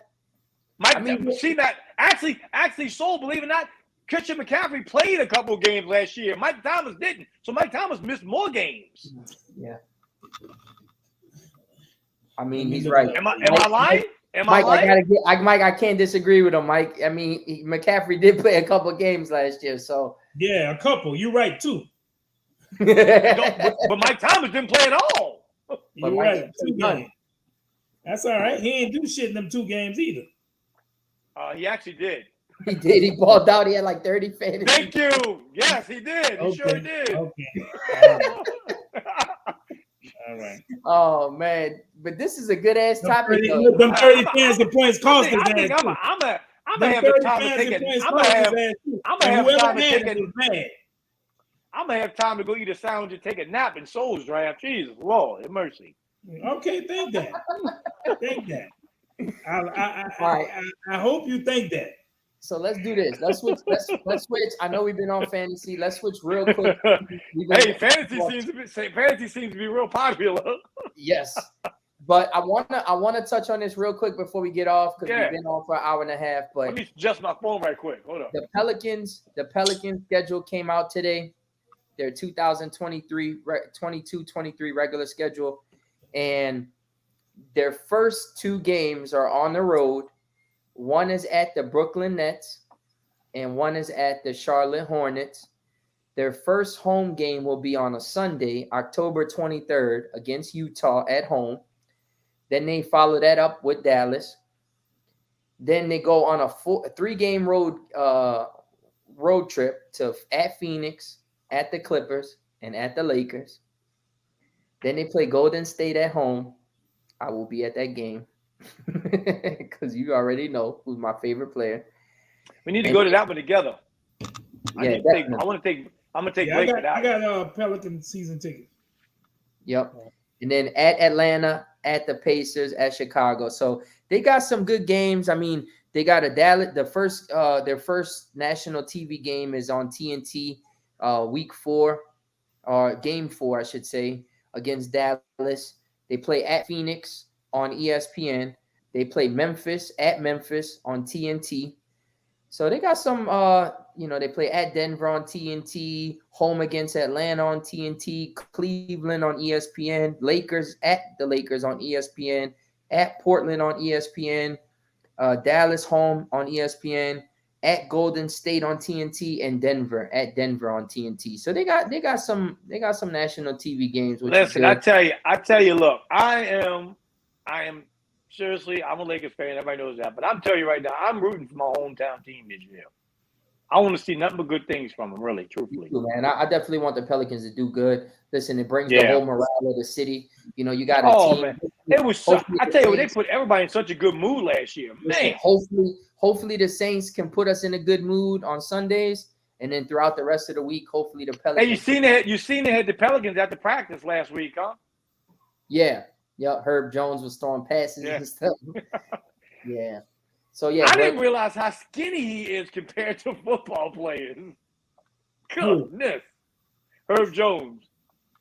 Yeah, all the man, let me tell you something. The TV makes them guys look a little bigger than they are. But you see them in real life, man, they're tall and lean guys. Even Zion. Yeah. He might look fat on TV or look a little overweight, but he looks slim and trim. So he is overweight. When you next to him, he looks slim and trim, bro. You're probably right. But, hey, I just want to give a couple of shout outs before go ahead, man. We go. Man, I tell you what, let's take a hats off to everybody comment tonight, man. It was fun. It really was. Yeah, we're gonna get to that. I like the where is it? Okay, right here. Tell It Like It Is Sports Talk Podcast will be on Wednesday night, starting tomorrow. We'll be coming on Wednesday nights. That's because of the NFL schedule. So make sure everybody is remember next Wednesday. Remember next Wednesday though. What? Next Wednesday we got the thing at the Shaw. We got the Shaw. Oh yeah, at Shaw. Yeah, at Shaw. So we're not gonna have a show Tuesday? No, we gotta do it Wednesday. We're gonna have it Tuesday. Yeah, we're gonna do it, but we gotta do the special show. What we might do is swap. Everybody. I might do Tell It Like It Is Tuesday. That's fine. If that's good with Nada, that's fine. Yeah, it's got. I mean, if he's doing it on Wednesday, then. Well, what we could do is on Tuesday we can all just jump in on one. Yeah, maybe we can do something like that. That would be fun. I'll talk to my guys and see what they want to do. Yeah, that'd be a good one. A tag team. That'd be fine. That would be fine. Yeah, we'll just tag team up. All of us can get on here. Yeah. Yep.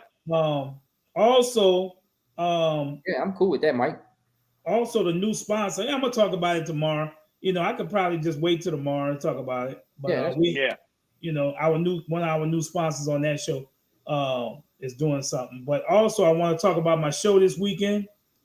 Richard Rich is gonna be. Let's do it, baby. Yep, Richard Rich is gonna be DJing. We got a lot of entertainment, man. This is the 4th annual Soul Saint Kickoff Party, man. It's at the Fillmore. It's gonna be off the chain. Hey, Soul, why are you talking about that? Let's send our condolences to Jada Wizard and his family, man. Oh, yes. Yeah.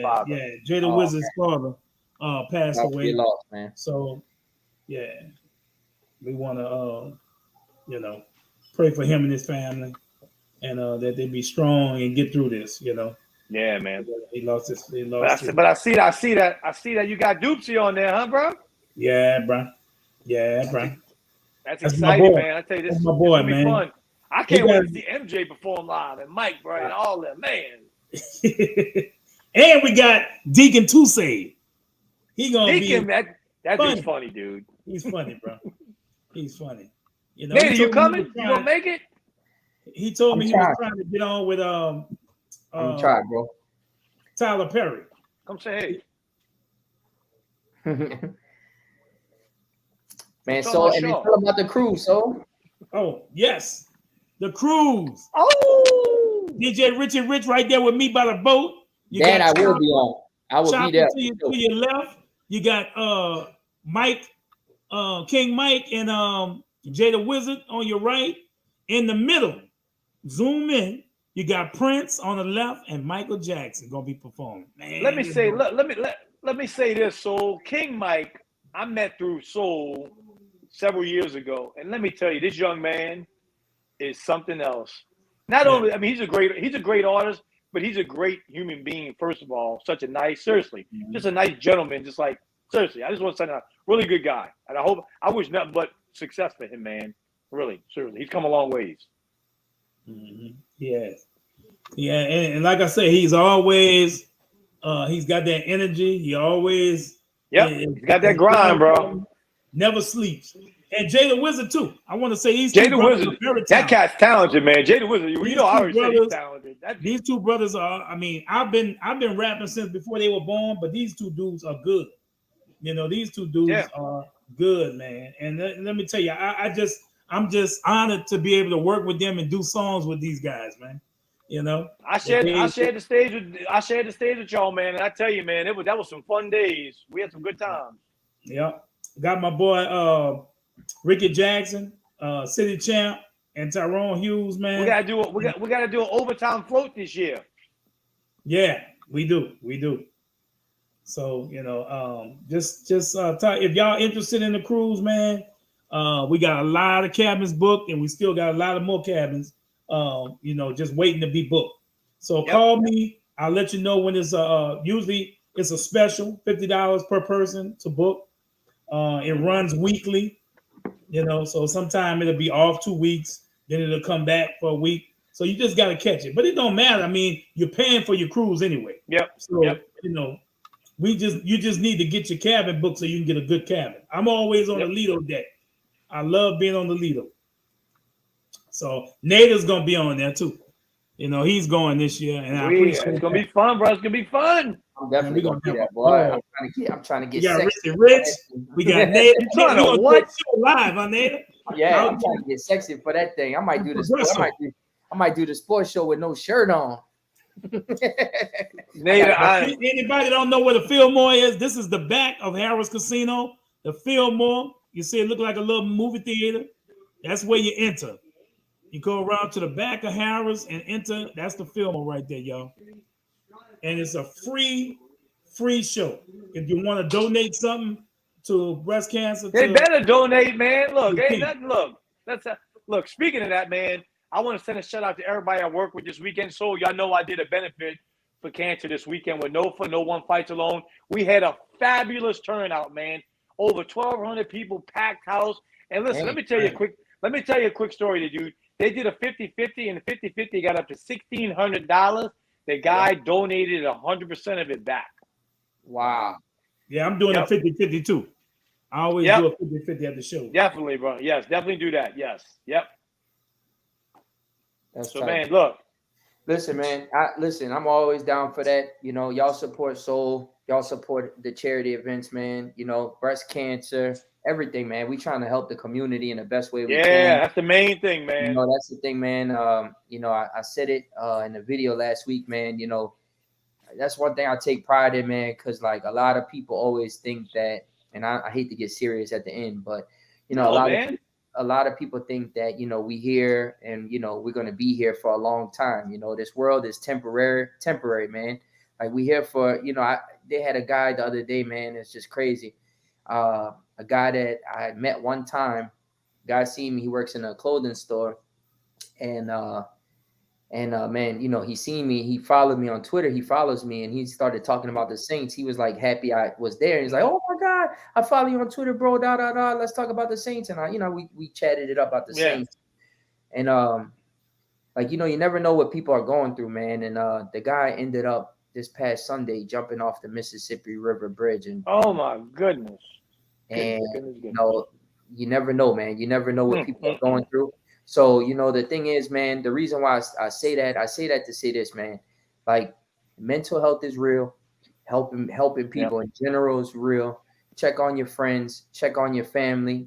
Just because we post that we out at the Saints games or at camp or, out doing whatever that you might think is cool or being on vacation or on cruises, it doesn't mean that we don't have problems, that's stuff that we don't show. So my point is just check on your people, man. Check on your friends. You never know what people are going through. And then again, man, this life is temporary. So try to do as much good as you can because tomorrow is not promised. Like Tim just said, tomorrow is not promised, man. And again, man, we all trying to go to heaven. You got to achieve heaven.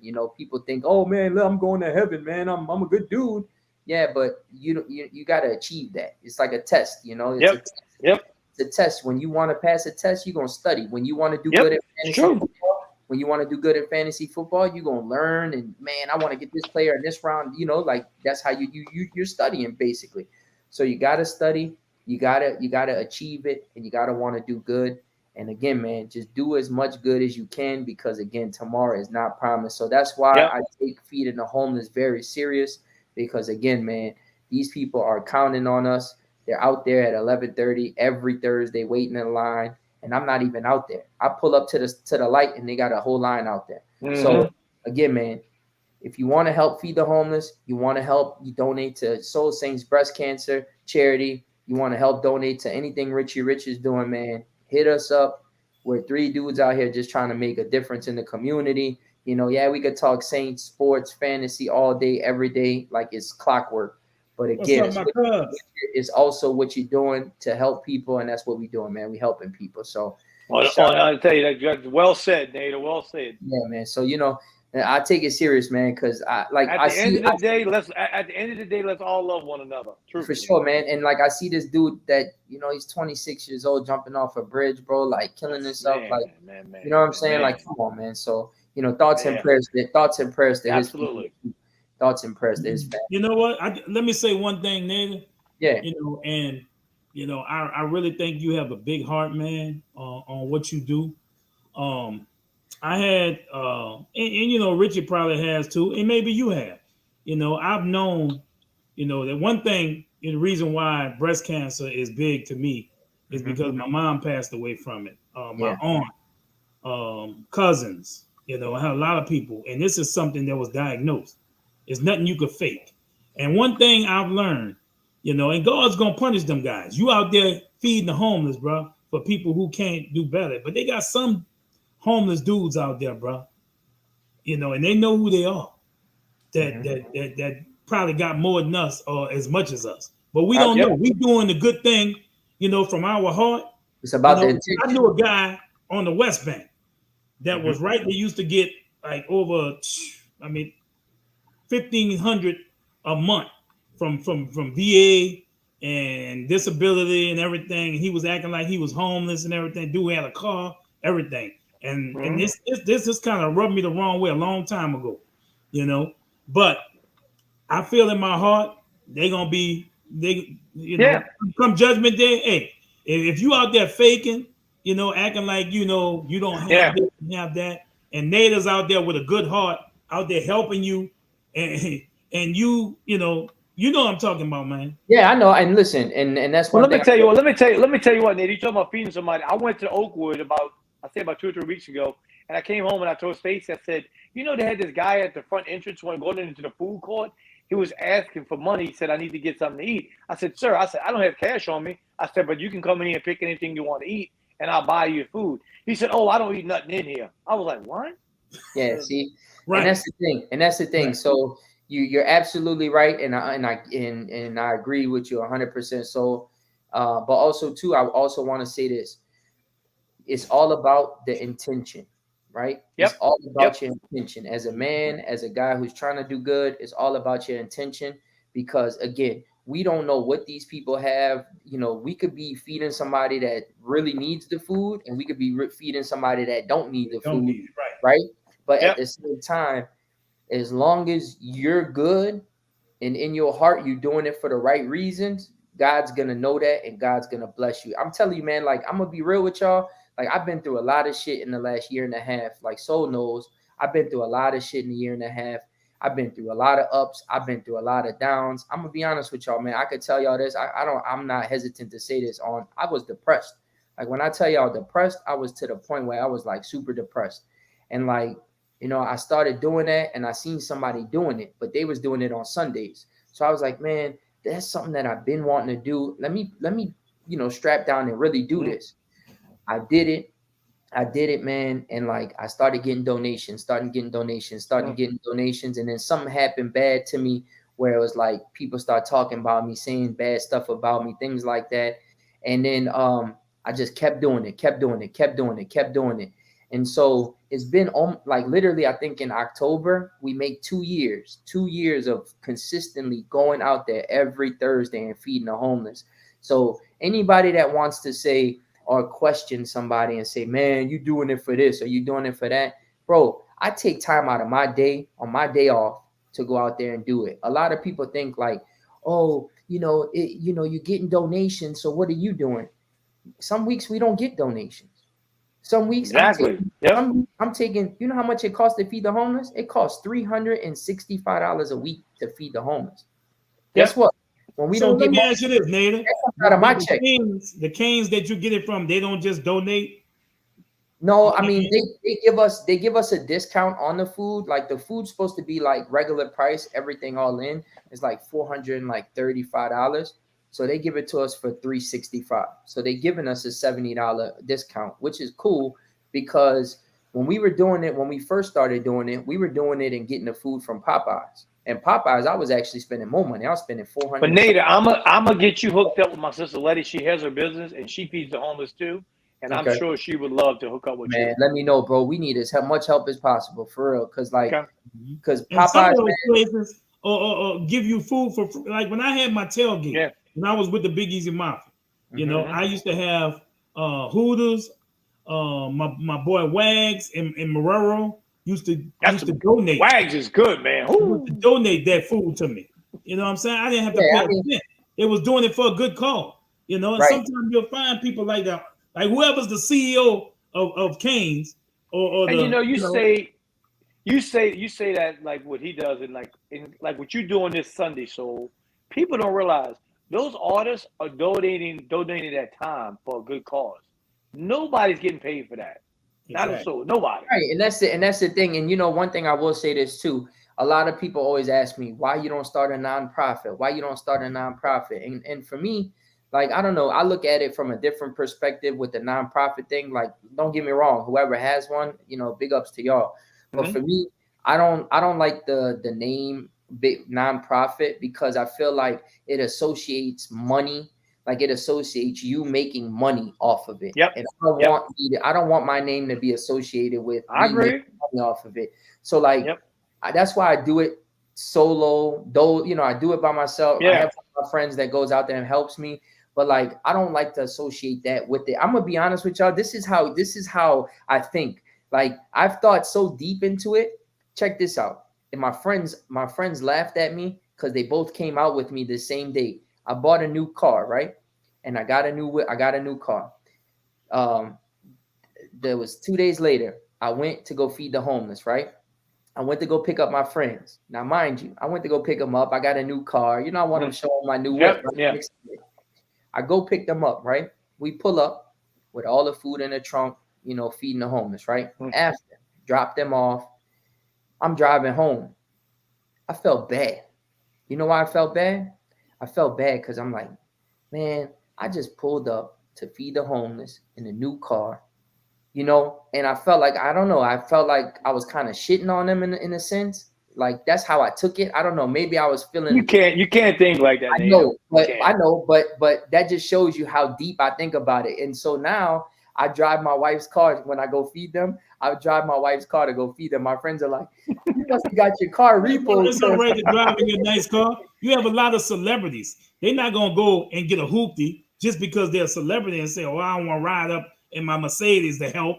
Let them. I mean, shit. It don't matter what you ride in. You might get some of them to say, well, damn, maybe one day if I get out here, maybe I could change my life around and be like that. I don't know. Like my friends laughed at me and it was like, you must have got your car repo because you don't come in the car no more. And I told them the reason. And it was like, man, you overthinking it, man. Like, chill out. Just come pick us up. But so before we get off, can you put up Tim's comment on the screen just real quick? Because big shout out to Tim, man, because I actually remember Tim and I appreciate Tim. As y'all can see, he'll tell you right there how I helped him out. But man, listen, I try to help as much as I can, man. That's all I try to do. I try to. That's love there, brother. That's it. Man. Yeah. So yeah, man. So listen, anybody that wants to. We all good people, man. Richie will help me if I'm down. Nate help me if I'm down. I'll help them if they down. You know what I'm saying? That's one good thing. That's what people don't realize when we come in this year and they hear us doing this, we doing that. They don't realize what goes on behind the scenes. How we all are close. They don't realize. That's the thing. It ain't just a bunch of dudes I'm gonna tell you something. Arguing about sports. Right. And you know what? I'm gonna tell you something. You have a lot of jealousy out there, man. People see you doing stuff, bro. And just like with Saints Nation. Man, we were all one a couple of years ago. All the super fans were together. Everybody was just doing events, and it was nice. You know what I'm saying? And, now it's like everybody has their own little cliques. Everybody hangs with this person. Everybody hangs with that person. But like I said, we all representing New Orleans, we representing our Saints. You know, and that's the main thing. And I wish them well with whatever they do. You know what I'm saying? With whatever they doing. But I don't feel that same love. I don't feel that same love from them though. You know, and you know what? I'm not gonna worry about it. I'm gonna just pray for them. And listen, everybody. Listen, I'm gonna tell you something. So a lot of people, man, that I had on my team, that I had on, you know, that I would talk to constantly on a daily basis. Things, you know, life happens. People move far away from me. Richie's evil, but man. But like I've had people that I called that I thought were my friends turn their back on me. I had this happen. So there's a lot of things that happen where you grow far apart from those people, and you get better. You learn from the situation. You get better, and you move on. And that's just life. So just keep pushing at everything you're doing, man. Everything y'all doing, just keep pushing for sure. Yeah, I'm gonna keep doing. Look. And you know what? I've been very blessed. Very blessed. You know, I've had good things happen to me. You know, just like with the show, we get more viewers with this show. Yeah, for sure. Dude. Sponsors, everything. You know, I enjoy. Wait till you see the show with all of us on it. I enjoy doing the show with and then my own show with Hakeem and Mike. Yeah. I want you to tell them about that before we get off, real quick. So tell them, Rich, what we doing this next Wednesday. Me, Soul, and Nate is going to do a show. We welcome Hank Tierney back to Shaw. It's his homecoming. Nate, of course, is alumni of Shaw. My stepson Blake is on the football team, so I'm actually a part of the Gridiron Club. So we're gonna do a show there live. So tune in, everybody. Yes, and tell Shaw when you talk to Shaw, Richie Rich, tell him I need some Go Eagle gear. I need some shirts. So we'll get you. The guy we're doing, he's gonna do a soul too. We're gonna get you all taken care of. All right, cool. Trust me. Fellas, I gotta get out of here, man. Yeah, me too, man. You know I love the show. Yeah, man, Thank definitely. y'all, man. Listen, man, appreciate everybody. Thank y'all for tuning in. We will be back next week, and make sure y'all check out the show on Wednesday with all three of us, because we will be broadcasting live at Archbishop. Hey, and Mike Teasy, I am evil. Yeah, man. Later, y'all. Who that? Man. Who that? All right, y'all.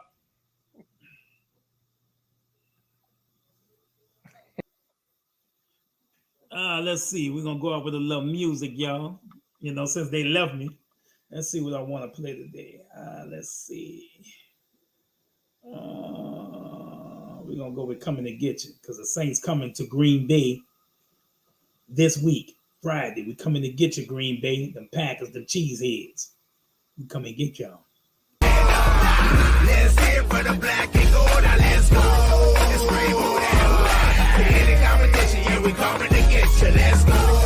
Saints fans, stand up now. Let's hear for the black and gold. Now let's go. Let's scream who that. You better run it out, cause we coming to get you. Saints plus soul equals Super Bowl. Ask Joe, ask Soul, now you been told. Black and gold, we on the road, and we big and bold. You opened up your mouth, now you're knocked out cold. We coming to get ya, I bet you won't win. Left hook, right hook, again and again. We got that high-powered offense with that lethal punch. With the bullies of the block, it will take your lunch. Go to all of my who-that across the land, and to all other teams that don't understand. We coming to get ya, our goal is Super Bowl. We gonna paint the Lombardi black. Everybody, let's go. Saints fans, stand up. Let's hear for the black and gold. Now let's go. Let's scream who that. Any competition, yeah, we coming to get you. Let's go. Saints fans, stand up. Let's hear for the black and gold. Now let's go. Let's scream who that. You better run it out, cause we coming to get you. Who that? Who that? Who that? Who that? Saints plus soul